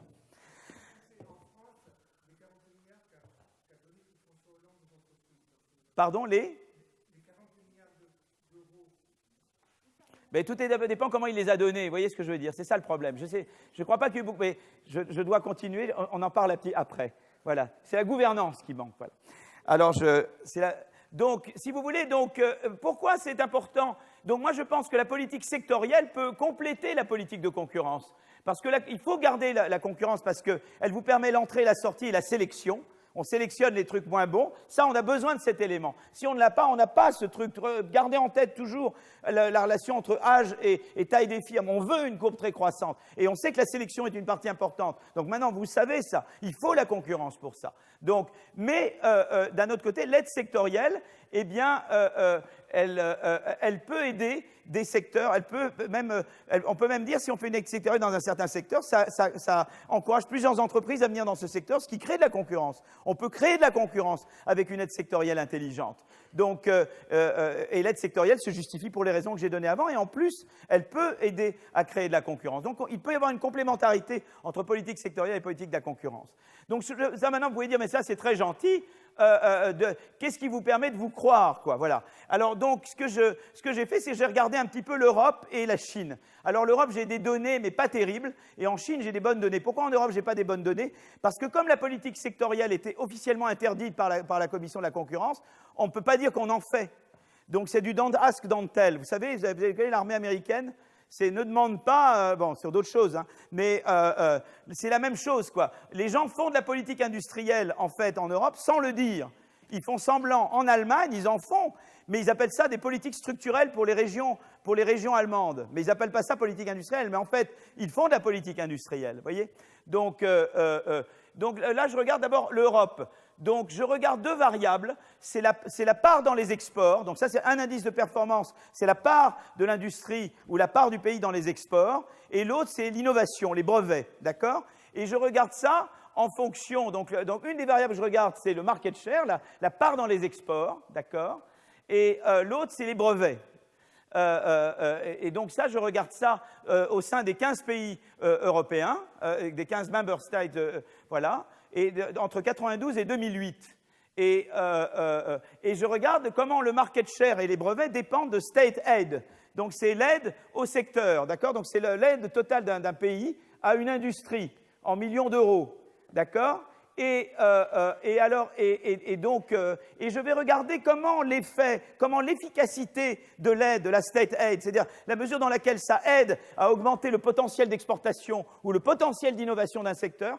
Est-ce que ça dépend d'aspects financiers? Je vous ai dit tout à l'heure qu'une des justifications à la politique industrielle, c'est d'avoir des contraintes de crédit, mais aussi il y a ce que j'appelle la gouvernance, c'est-à-dire est-ce que ça doit être centralisé ou décentralisé? Et moi, ce que j'ai indiqué, c'était plutôt qu'il fallait que ce soit décentralisé. Il ne fallait pas que tout vienne d'en haut et je dis je choisis. Il fallait que ce soit davantage décentralisé. Et là, on voit déjà, là, c'est une régression. Qu'est-ce que je représente? Je régresse la part, alors ce que j'appelle le market share, c'est la part des exportations d'un pays I dans le total des exportations de l'Union européenne à 15, vous voyez? Donc, c'est le potentiel d'exportation du pays, quoi. Voilà. Et donc, je régresse ce potentiel d'exportation sur les state aid et leur carré. D'accord? Donc, ça veut dire qu'il y a un effet croissant du state aid, mais qui a des rendements décroissants. Si je dessine state aid et que je mets le log du state aid, voilà, enfin, pour faire du log, je mets le log du state aid, et là, je mets le potentiel d'exportation, eh bien, ça fait comme ça, quoi, voilà. Mais ce qui est intéressant, c'est que ça marche d'autant mieux si c'est plus décentralisé. Donc ça, c'est intéressant. C'est-à-dire que si je fais une state aid plus décentralisée, c'est-à-dire plus déconcentrée, eh bien, et je mesure décentralisation, voilà, c'est-à-dire que c'est savoir si est-ce que les subventions viennent du local et du régional par rapport au total central, régional et local. Et quand les subventions, en fait, viennent davantage, pas uniquement de l'État central, mais de l'État central et des régions, comme c'est en Allemagne le cas, eh bien, ça marche mieux. Donc, c'est intéressant pour la politique régionale également. C'est-à-dire que l'idée de state aid, c'est pas mauvais, spécialement quand c'est décentralisé.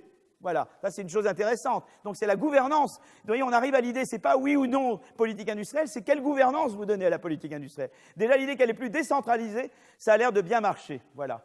Deuxième chose, je regarde private, ce que j'appelle private, c'est le crédit, c'est le ratio ce qui mesure private, c'est le private credit by deposit to GDP, c'est-à-dire le ratio du total du crédit privé sur le PIB. Voilà, c'est une mesure de développement financier.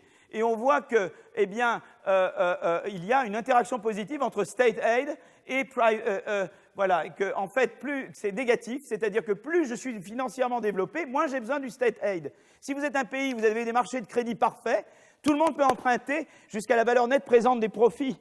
Et donc à ce moment-là, il n'y a pas besoin de state aid. Vous avez besoin de state aid parce que vous avez des entreprises qui ont des contraintes de crédit. Si vous étiez dans un monde sans contraintes de crédit, il n'y aurait pas besoin de state aid. Chacun emprunterait jusqu'à la valeur nette présente de ses profits. Mais c'est parce qu'il y a des contraintes de crédit que se justifie le state aid. Voyez? D'accord? Et là, c'est les réglementations. PMR, c'est des réglementations. Si vous avez des réglementations, c'est-à-dire qu'il y a des entraves à la concurrence, eh bien, le state aid est moins efficace. Vous voyez un truc négatif. C'est-à-dire que si plus vous êtes dans un pays où vous avez des réglementations sur les biens et services qui limitent la concurrence, eh bien là, le state aid, c'est pas bon. Donc si le state aid est fait pour être bon, c'est parce que vous vous arrangez pour qu'il y ait en même temps de la concurrence. Vous avez vraiment une complémentarité entre la concurrence, entre tout ce qui déréglemente le marché des biens et services et l'efficacité du state aid. Donc ça va déjà dans l'idée de la complémentarité entre concurrence et state aid. Vous voyez, on croit que l'un est antinomique de l'autre. En fait, on peut les combiner et en fait, ils sont complémentaires. Pour que ça se marche mieux, le state aid, pour que ça soit plus décentralisé et qu'il s'opère dans un environnement de plus compétitif. Vous voyez? D'accord? Alors, et après, on fait la même chose sur les brevets. Là, j'avais regardé les potentiels d'export. C'est la même chose sur les brevets. Plus mes state aid sont décentralisés, plus l'effet est positif sur les brevets. Plus j'ai du développement financier, eh bien, moins j'ai besoin de state aid pour développer les brevets, pour rendre l'économie plus innovante. Alors même après, je vais en Chine. Je sais que vous êtes là un peu fatigués. Et on a fait la même chose en Chine. On a regardé comment, quel était l'effet, si vous voulez, je vous le dis en 2 mots. On a des données chinoises beaucoup plus détaillées et on a regardé l'effet des subventions en Chine sur la productivité de l'économie chinoise et sur la croissance et sur l'innovation des firmes chinoises. Et qu'est-ce qu'on a vu? On a vu les résultats qu'on a obtenus, c'est que d'abord, ça veut dire que plus il y a de la concurrence dans le secteur chinois, plus les subventions aident à la productivité des firmes chinoises. Donc, si vous voulez, c'est le premier résultat, c'est qu'à nouveau, on a la complémentarité entre effet des subventions et degré de concurrence dans le secteur. Mais l'autre chose qui est très intéressante, c'est le résultat suivant. On a regardé dans 2 types d'industries, des industries très concentrées, et on a regardé, si vous voulez, je veux dire, des 2 manières de donner des subventions. C'est que donc d'abord, on a vu l'effet avec la concurrence. Mais l'autre, c'est la chose suivante. Je peux donner les subventions à une seule firme ou à beaucoup de gens.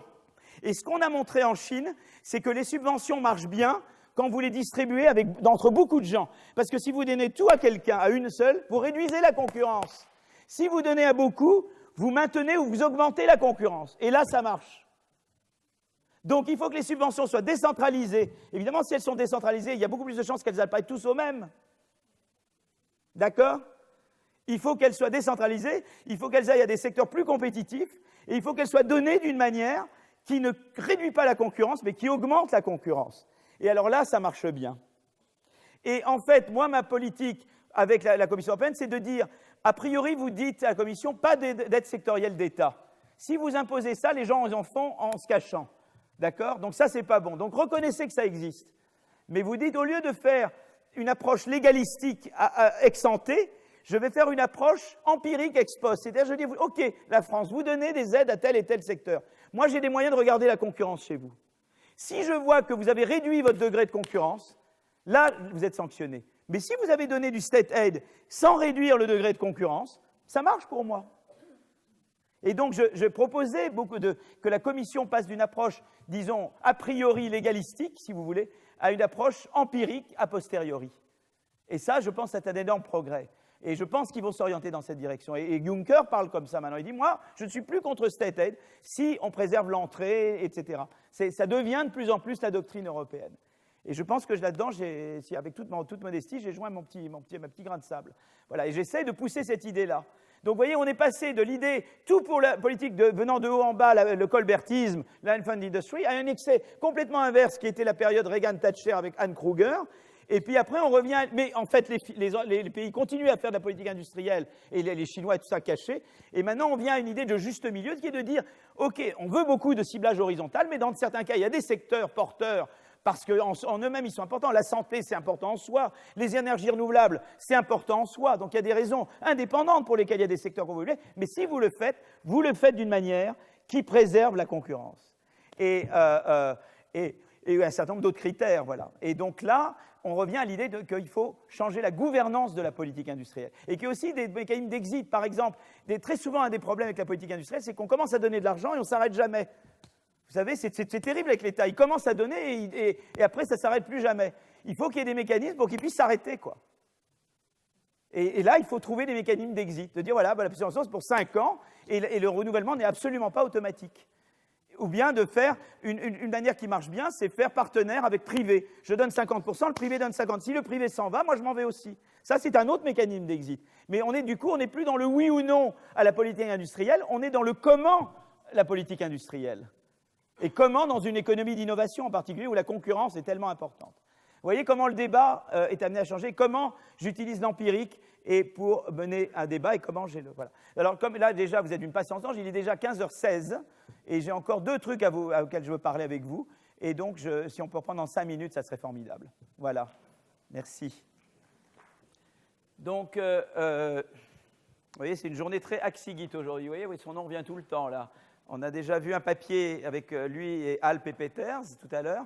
Et là, on voit un autre papier et je vais faire un 3e papier. Donc là, c'est vraiment sa journée, là. Voilà, donc je suis toujours dans la politique industrielle. Hein. Et donc, je vous ai déjà dit un peu les arguments. Donc, je vous ai déjà dit, la politique industrielle, elle marche mieux quand elle est décentralisée, quand elle est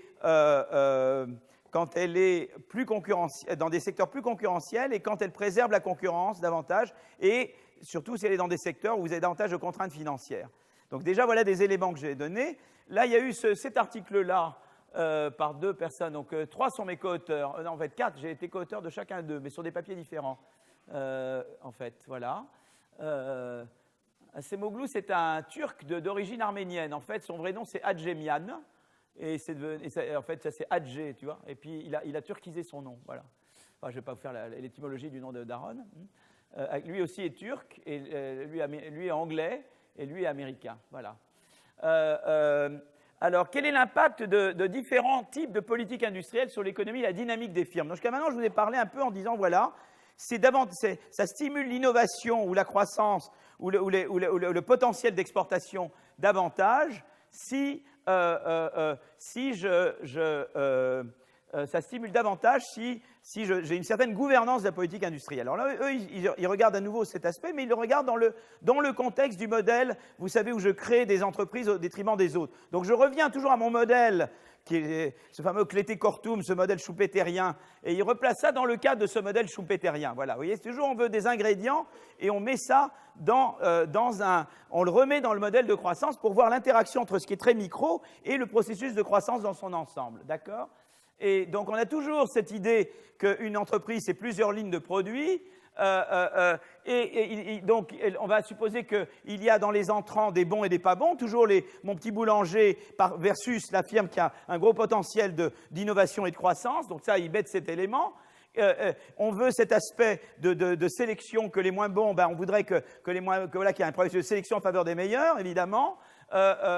Et qu'on voudrait qu'il y ait allocation des ressources vers les meilleurs, voilà. Donc ils ont ces éléments dont on a beaucoup parlé déjà, donc on veut voir comment la politique industrielle influe selon comment elle est faite, influe sur ce processus de croissance des bons et de sélection des moins bons. Hein, donc on revient là à un modèle de croissance où la croissance est liée à ce processus dont vous avez des bons et des pas bons qui rentrent, les firmes se développent plus ou moins, et les bons, normalement, restent et les moins bons s'en vont, plus ou moins, et on essaie de voir comment la politique industrielle rentre dans ce schéma-là. D'accord ?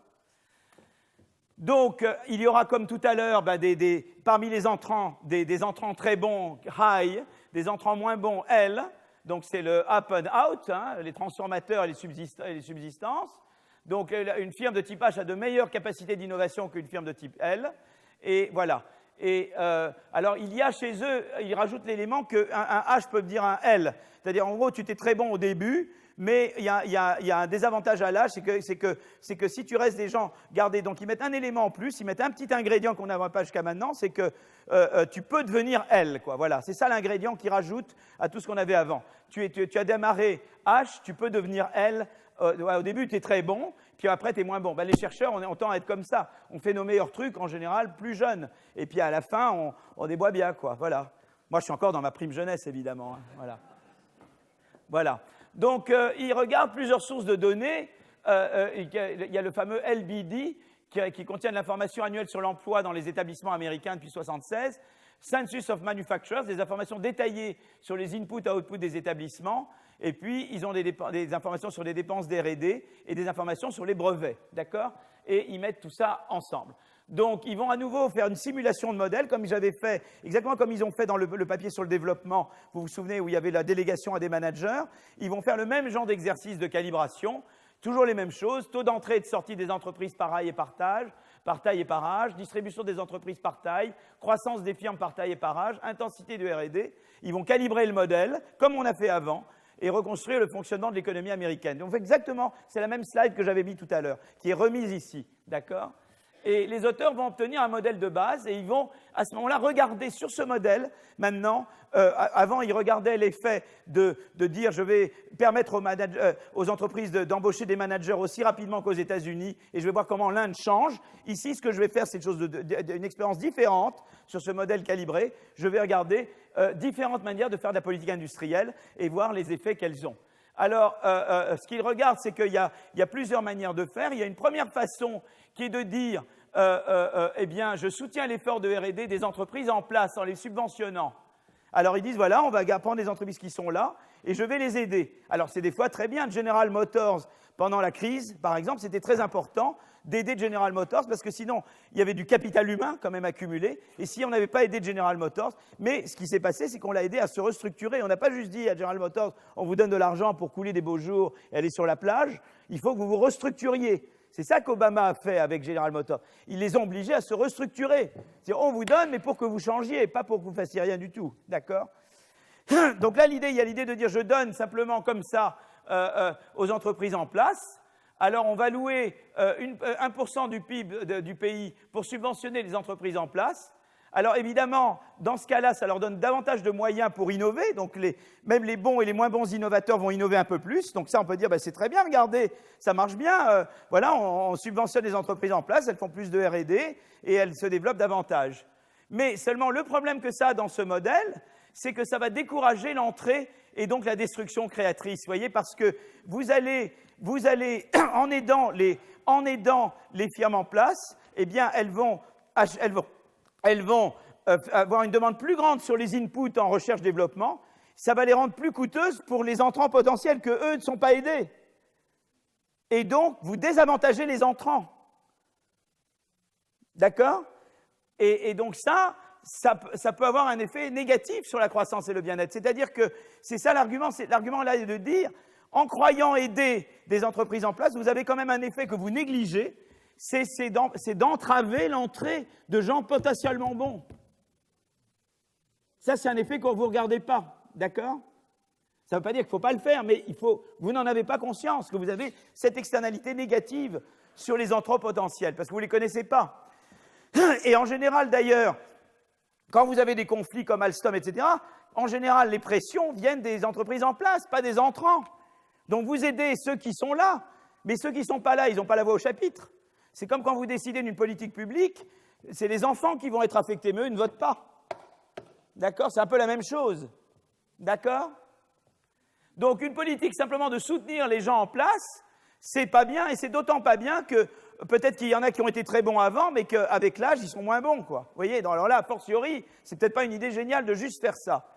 Alors, D'accord, donc voilà, donc soutenir des particuliers, les entreprises en particulier de taille importante qui sont en difficulté, et mettre un point de PIB pour les subventionner. Le taux d'innovation peut-être ne changeront plus tellement parce qu'elles sont plus très incitées à innover, et le nombre d'entreprises de type mauvais va augmenter puisqu'on sait qu'il y a une probabilité positive que les entreprises à un certain âge deviennent moins bonnes.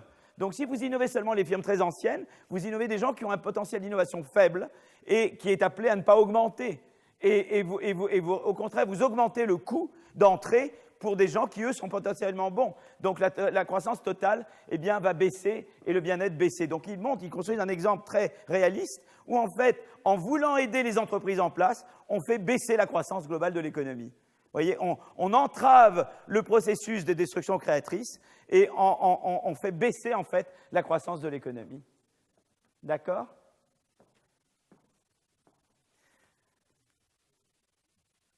Donc maintenant, on pourrait faire une autre politique. On pourrait dire, on va soutenir les entreprises qui rentrent sur le marché. Donc on subventionne les entrants. Alors, le taux d'innovation des entreprises en place va baisser, qu'elles soient de type bon ou pas bon, mais c'est compensé parce que le nombre d'entrants augmente et donc la destruction créatrice augmente. On a alors un effet positif léger sur la croissance et le bien-être. Donc on pourrait dire, on va d'un autre extrême, je n'aide jamais les gens en place, j'aide que les entrants. Déjà, c'est moins mauvais que d'aider que les gens en place, mais ce n'est pas génial non plus. Mais c'est moins mauvais. D'accord ? Et alors finalement, on va regarder maintenant une politique un peu plus maligne. On va faire la chose suivante. On va faire une combinaison optimale des trois politiques. Les politiques se financent entre elles. En fait, ce qu'on va faire, c'est qu'on va combiner plusieurs politiques. Alors qu'est-ce qu'on va faire ? Regardons la chose suivante. On subventionne la R&D des entreprises en place. On incite les grandes entreprises en difficulté à quitter le marché à l'aide d'un impôt sur les sociétés. Bon, là, alors je ne recommande pas, moi, de faire ça. Eux regardent dans leur exercice. Hein. Ne dites pas à Guillaume propose ça. Hein. Bien que nous, on le propose à 25%. Donc là, c'est pas mal. J'ai de la chance qu'ils le mettent à 26%. Mais nous, on pense que le mettre à 25%. Mais aide à l'entrée des entreprises et vous aidez l'entreprise. Donc là, vous voyez, ce que vous pouvez dire, c'est que je subventionne la R&D des entreprises en place, j'incite les moins bons à s'en aller et j'aide les entrants. Qu'est-ce qui se passe si je fais tout ça? Alors là, ça marche très bien.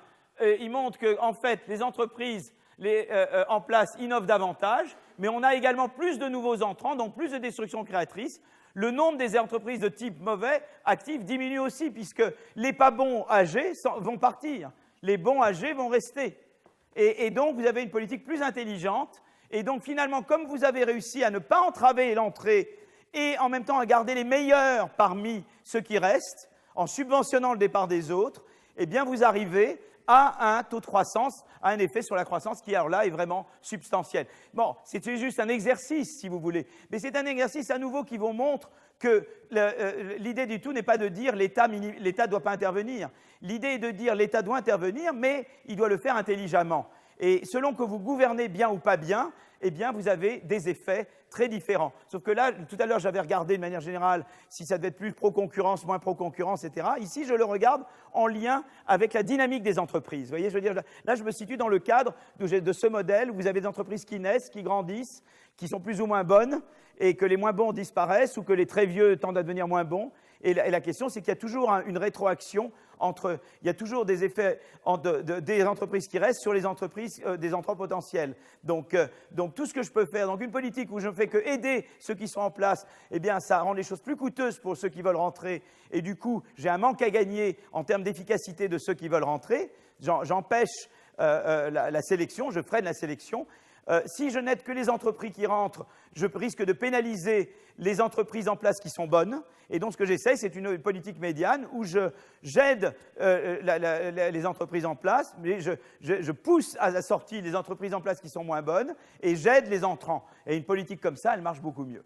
Et en gros, Juncker, c'est un petit peu ça. Le plan Juncker, c'est de dire, eh bien, je vais aider, il faut aider tout le monde, mais penser aux entrants potentiels. Pensez aux firmes qui sont candidates à rentrer dans un secteur, ne jamais les oublier dans le conflit d'une politique industrielle. Donc en gros, n'oubliez pas la concurrence et n'oubliez pas les entrants. Et n'oubliez pas le processus de destruction créatrice quand vous faites une politique industrielle. Et maintenant, ce que j'ai envie de faire, moi, c'est qu'il y a des données de la Banque européenne d'investissement qui est à Luxembourg. Ils ont des données formidables. Il faut savoir, est-ce qu'ils ont investi de cette façon-là? Est-ce qu'ils ont pensé aux entrants? Est-ce qu'ils ont investi dans les secteurs plus concurrentiels ou qui avaient plus de contraintes de crédit? Est-ce qu'ils ont investi d'une manière qui a préservé la concurrence?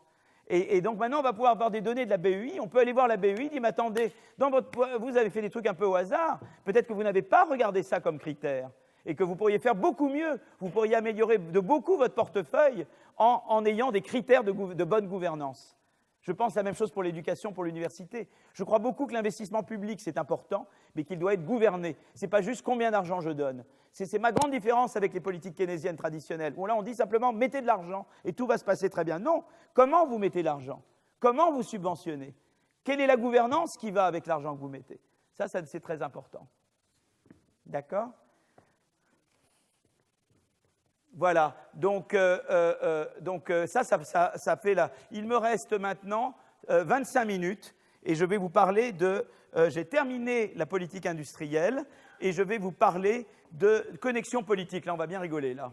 Enfin, vous pleurez ou rire, mais je ne sais pas. Est-ce qu'il y a beaucoup de gens qui...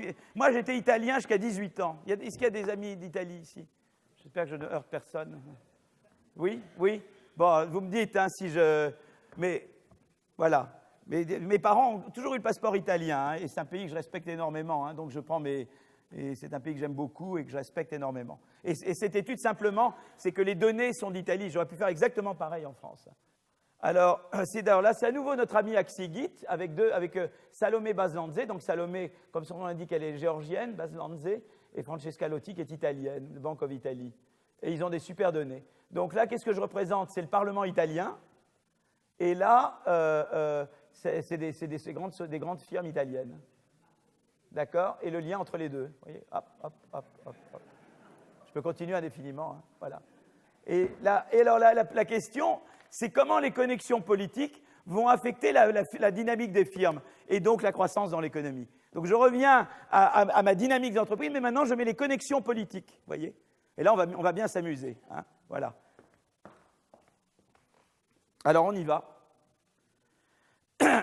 Alors, il va y avoir peut-être des gains statiques en fait, il y aura des gains statiques aux connexions et des pertes dynamiques. Pourquoi des gains statiques? Parce qu'il y a de la bureaucratie dans les pays. Il y en a partout. Il y en a en Italie, il y en a chez nous. Hein. Justement, avec cette commission sur l'action publique, comité d'action publique, on est censé...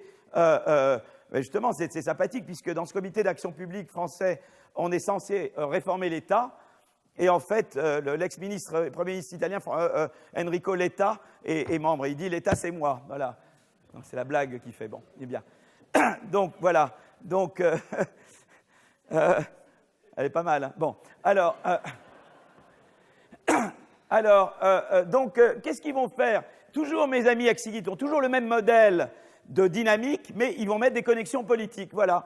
Donc et à nouveau, on va regarder les conséquences. Vous voyez, c'est toujours la même idée, mais on rend toujours ça dans le même modèle que je vous ai fait voir 10 fois, 20 fois, 30 fois. Donc maintenant, je pense que vous l'avez comme ça, ce modèle de dynamique des firmes où je rentre avec un produit, je peux innover sur Simon, j'en ai deux, peut-être que Simon innove sur moi, je me rétrécis, les bons restent, les moins bons, ça ne reste pas, selon plus ou moins, etc. Et donc là, ils ont des données formidables, ils ont des données de firmes, et ils ont des données sur les politiciens, et ils savent si les politiciens étaient employés dans la boîte ou s'ils ont des parts dans la boîte, etc. Et des politiciens de petit rang ou de haut rang. Donc ça, c'est très intéressant. Donc, en gros, l'idée est la suivante, si vous voulez. Je vous dis, quand je dis modèle, il n'y a pas une seule équation, évidemment. Donc, l'idée, c'est que vous avez, eh bien, pourquoi c'est peut être utile les connexions politiques? Parce que vous avez de la bureaucratie et des réglementations. Ensuite, vous avez un problème d'accéder au crédit, surtout qu'en Italie, chez nous aussi c'est très dur, mais en Italie, ils ont un gros problème de mauvais prêts, et donc les banques ont peu de possibilités de prêter parce qu'elles sont en fait encombrées de mauvais prêts, et donc elles sont fragilisées à cause de ça. Donc c'est un problème d'autant plus grand là-bas. Et puis vous avez aussi, eh bien, vous avez des contrats publics. Donc ça, on est bien content si le politicien vous dit « vous me construisez mes écoles, mes machins ». Donc vous voyez, c'est pour ça que c'est toujours bon d'être en bon terme, quoi. Voilà. Donc ça, c'est pas un scoop, d'accord? Et donc ils vont faire un modèle exactement comme avant, où les firmes arrivent, se développent, grandissent, etc. Seulement, les firmes, elles ont à chaque étape des coûts de bureaucratie. Et évidemment, le but des connexions politiques, c'est si vous voulez, c'est d'amoindrir ces coûts bureaucratiques, c'est de les amortir, vous voyez, de dire, voilà, moi j'ai des coûts élevés, mais on s'entend, quoi, d'accord? Mais voilà, et donc, qu'est-ce qui se passe dans ce cadre-là? Alors, d'un point de vue statique, alors, ce qui va se passer, c'est que si les firmes sont grosses, eh bien ça, plus on grandit, plus on a des coûts bureaucratiques. Donc, quand on est assez gros, on a intérêt à s'entendre, quoi. Mettons qu'il y a un coût fixe d'établir une connexion avec des politiques. Vous voyez, bon, quand on est tout petit, on n'a pas vraiment besoin. Mais c'est quand on devient gros qu'on a vraiment besoin. Et là, ça vaut le coup, on amortit ce coût. Vous voyez, quand on est petit, c'est pas grave, on n'a pas vraiment besoin de connexion politique. Mais quand on est déjà très gros, là, on a besoin de connexion politique. Et on peut s'offrir, on peut se les payer, quoi. Vous voyez, d'accord? Ça va, ça, c'est clair, d'accord?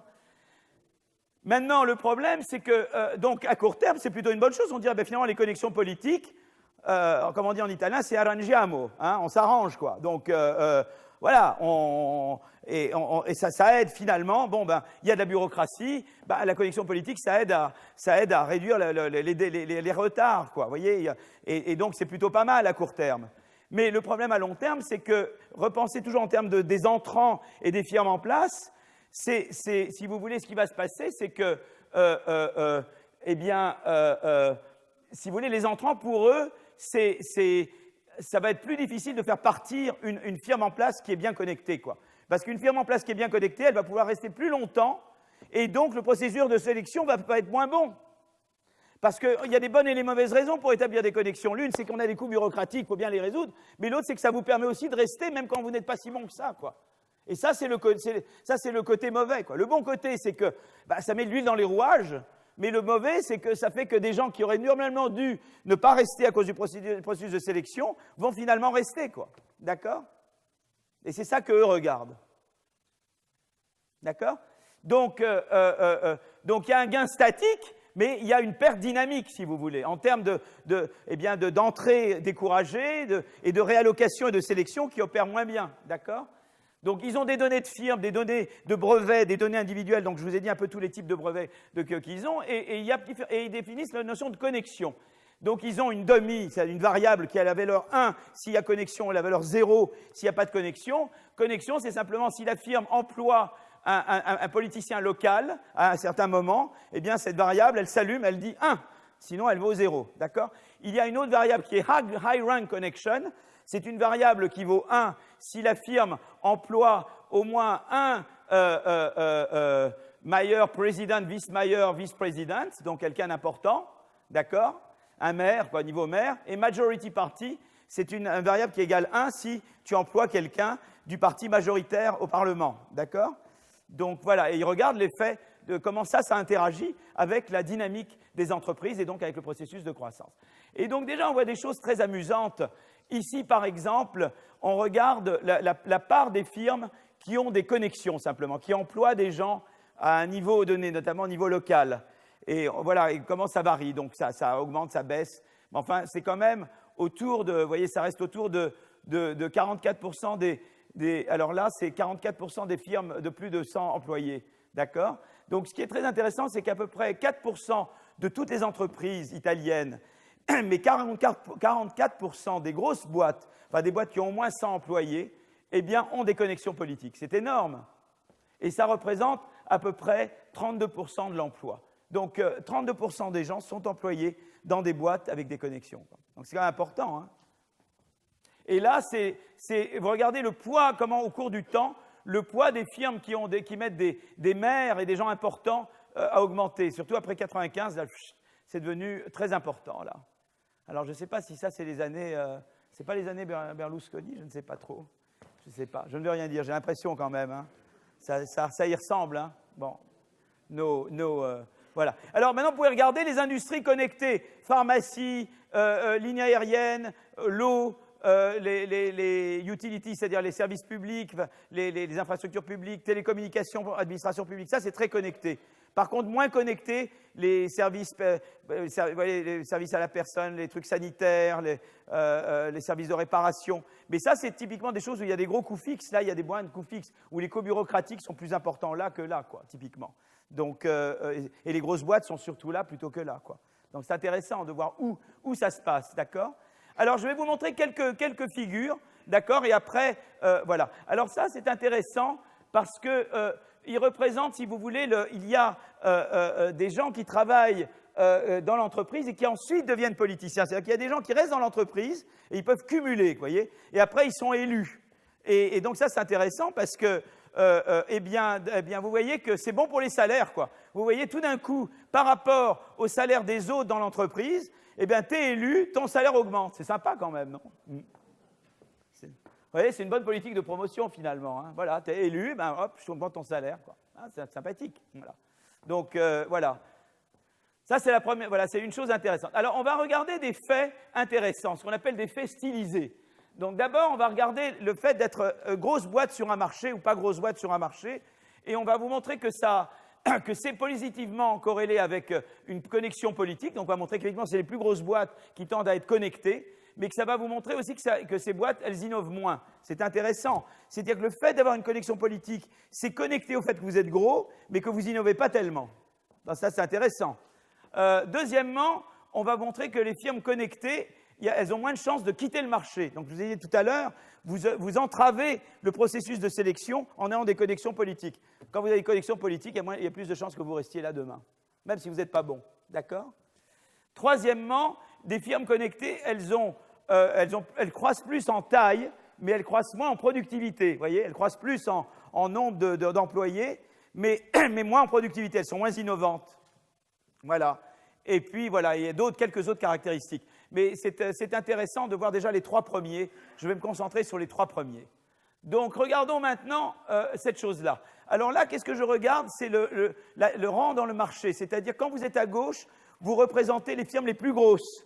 Et puis après un peu moins grosses et après un peu moins grosses dans votre secteur. Donc, plus je vais à droite, pour ceux qui veulent savoir l'abscisse et l'ordonnée, l'abscisse, c'est quand je suis à gauche, je suis le plus gros possible dans le secteur. Puis après un petit peu le deuxième moins gros, et le troisième moins gros, et le quatrième moins gros. Vous voyez? Et en ordonnée, ce que je représente, c'est le ratio des politiciens sur le nombre de travailleurs dans l'entreprise. Eh bien, vous voyez, regardez, les très gros, ils ont beaucoup de politiciens, et les pas gros, ils n'en ont pas beaucoup, quoi. D'accord? C'est une corrélation, hein? D'accord? Alors là, maintenant, on va regarder l'innovation. Alors là, c'est le contraire. Les très gros, ils innovent très peu par travailleur, et les très gros et les moins gros innovent beaucoup. Donc, vous voyez, maintenant, je mets les deux ensemble. Quand vous êtes très gros, vous avez beaucoup de politiciens et vous innovez très, très peu. Et quand vous êtes petit, vous avez peu de politiciens et vous innovez beaucoup. Ce n'est pas une preuve de causalité, mais c'est intéressant.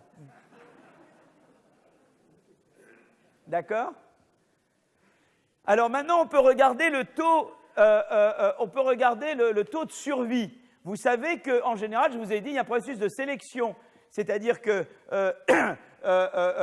plus vous êtes grand, moins il y a de chances que vous soyez en vie, quoi, parce que la sélection opère. D'accord? Donc les firmes qui n'ont pas, de connexion, eh bien, plus l'âge est grand, plus est faible est la probabilité qu'elles soient en vie, quoi, parce qu'elles ont été sélectionnées, quoi. D'accord? Ça, c'est la courbe qui est en bleu foncé.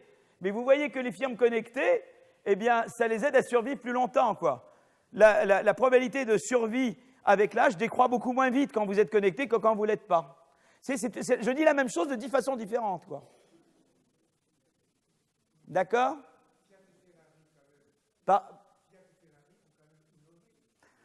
Ah non, mais je ne dis pas que tous ceux qui survivent n'ont pas innové. Je parle. Il y a des très bons, mais il y a aussi des pas très bons qui ont survécu. Voilà, c'est ça qu'on veut dire. C'est statistique, ça. Hein, c'est pas. Et puis vous avez des gens qui continuent d'innover, évidemment. Alors ça, c'est une régression. Là, je représente le taux de sortie. Eh bien, le taux de sortie, il baisse avec le degré de connexion. Et il baisse d'autant plus si vous avez des connexions importantes. Là, si je suis connecté avec des maires, avec des vice-présidents, etc., plus mon taux de connexion est élevé, plus mon taux de sortie est faible. Vous voyez? Voilà. Ça, c'est le fait numéro 2.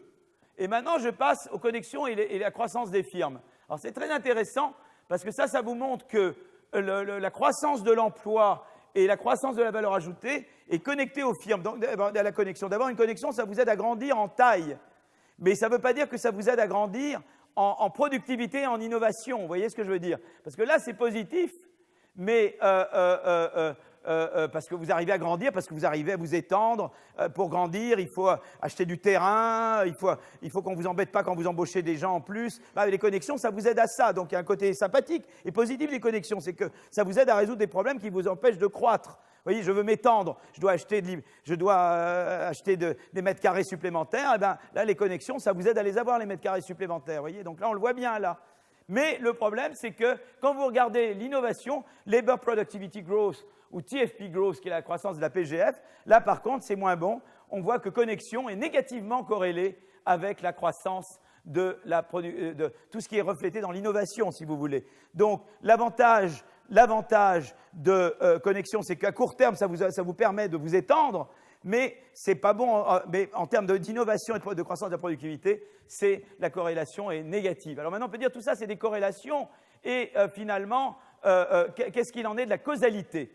Et alors là, ils ont fait une espèce un truc qui s'appelle Regression Discontinuity. On en avait fait l'an dernier, ceux qui étaient venus à mon cours. C'est-à-dire qu'on regarde un événement et on regarde des élections locales. Et on regarde le fait que les élections sont gagnées. Voilà. Et on compare les firmes qui sont connectées avec des politiciens qui sont presque à gagner, qui ont gagné à la marge, et d'autres qui ont perdu à la marge. Voilà. Et on regarde qu'est-ce qui se passe. Voilà. Donc, on était tout près, on avait des politiciens, puis c'était très près l'un et l'autre. Comme ça, on enlève les effets de sélection. On veut retirer le fait que les politiciens, que les firmes allaient vers des politiciens dont elles pensaient qu'elles pouvaient gagner. Donc, on regarde des élections très proches, parce qu'on ne sait pas d'avance qui va gagner. Donc, on a des politiciens, on ne sait pas trop qui gagne, c'est très serré. Et puis après, il y a celui où mon politicien il a gagné et celui où mon politicien il a perdu. D'accord?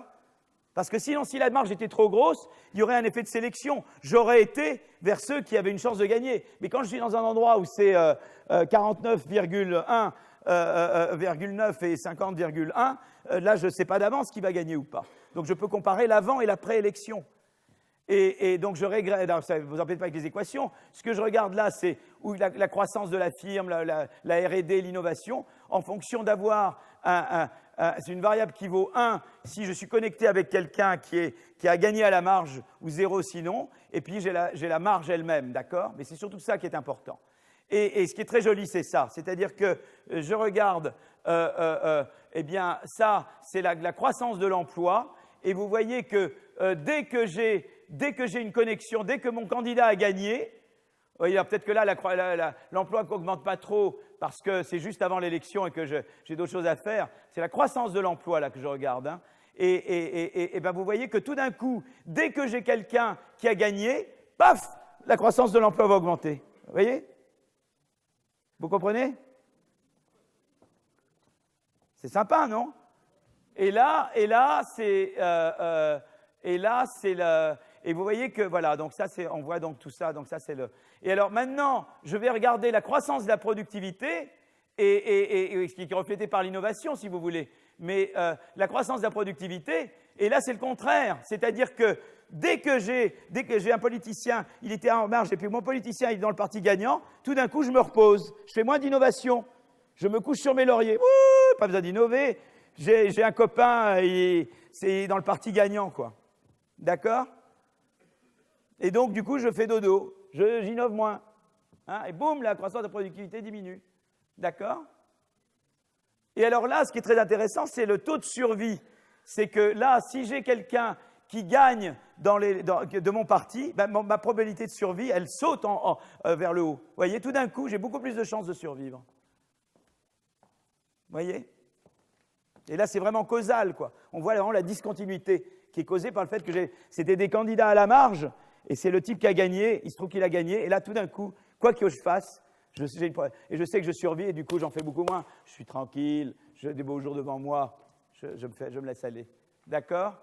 Et voilà, donc voilà, et on voit tout ça. Donc, on voit bien employment growth, c'est très positivement corrélé. Enfin, là, c'est vraiment, ça dépend du winning dummy, mais par contre, la productivité du travail, elle est négativement corrélés. Voilà. Et alors là, j'ai d'autres choses amusantes. Par exemple, je peux regarder fait numéro 4, connexion et industry dynamics. Là, on voit, ça c'est la part des firmes connectées et les taux d'entrée. Et on voit que, ça c'est par secteur, et on voit que les secteurs qui ont beaucoup de connexions, eh bien, ont beaucoup moins d'entrées. Vous voyez, l'entrée, il y a beaucoup moins d'entrées dans les secteurs très connectés. Vous voyez, donc la connexion empêche l'entrée. Évidemment, ça laisse les autres survivre. C'est toujours pareil. Quand j'ai le genre de survivre, j'empêche l'entrée. D'accord? Alors ici, ça montre que, eh bien, là où il y a beaucoup de firmes connectées, vous voyez, là qu'est-ce qui se passe? C'est que, alors là, qu'est-ce que j'ai? Oui, là où j'ai beaucoup de firmes connectées, j'ai beaucoup de connectés entrants, donc ça c'est très intéressant. Et là où j'ai peu de firmes connectées, j'ai peu de connectés entrants. Vous voyez, ça c'est amusant. C'est-à-dire que là où c'est connecté aussi, c'est les entrants sont connectés. Voilà, ça c'est intéressant aussi, c'est une chose intéressante. Et là, ce que je montre, c'est que, eh bien, là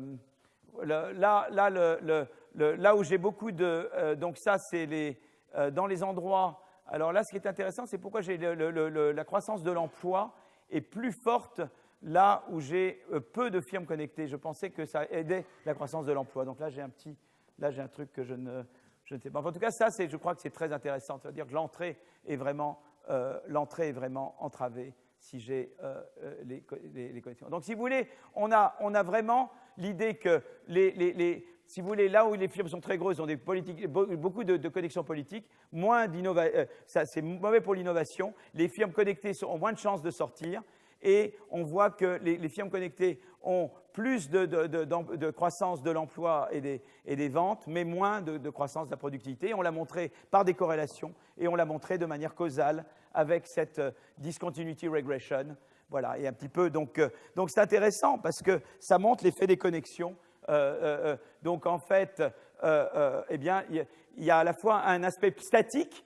On vous aide à court terme à résoudre des problèmes, mais ça a des effets négatifs parce que ça, si vous voulez, ça pervertit la dynamique des entreprises et le processus de sélection dans l'économie. Et donc, ça inhibe la croissance à long terme et l'innovation à long terme parce que ça pervertit le processus de sélection dans l'économie. Donc voilà, c'est intéressant. Ça montre voilà, qu'est-ce que c'est que voilà, les connexions politiques. Elles vous aident à résoudre des problèmes à court terme, mais elles peuvent avoir des effets très négatifs à long terme quand on regarde le processus de sélection. Voilà. Je crois que voilà, il est juste 57, et donc je vous remercie.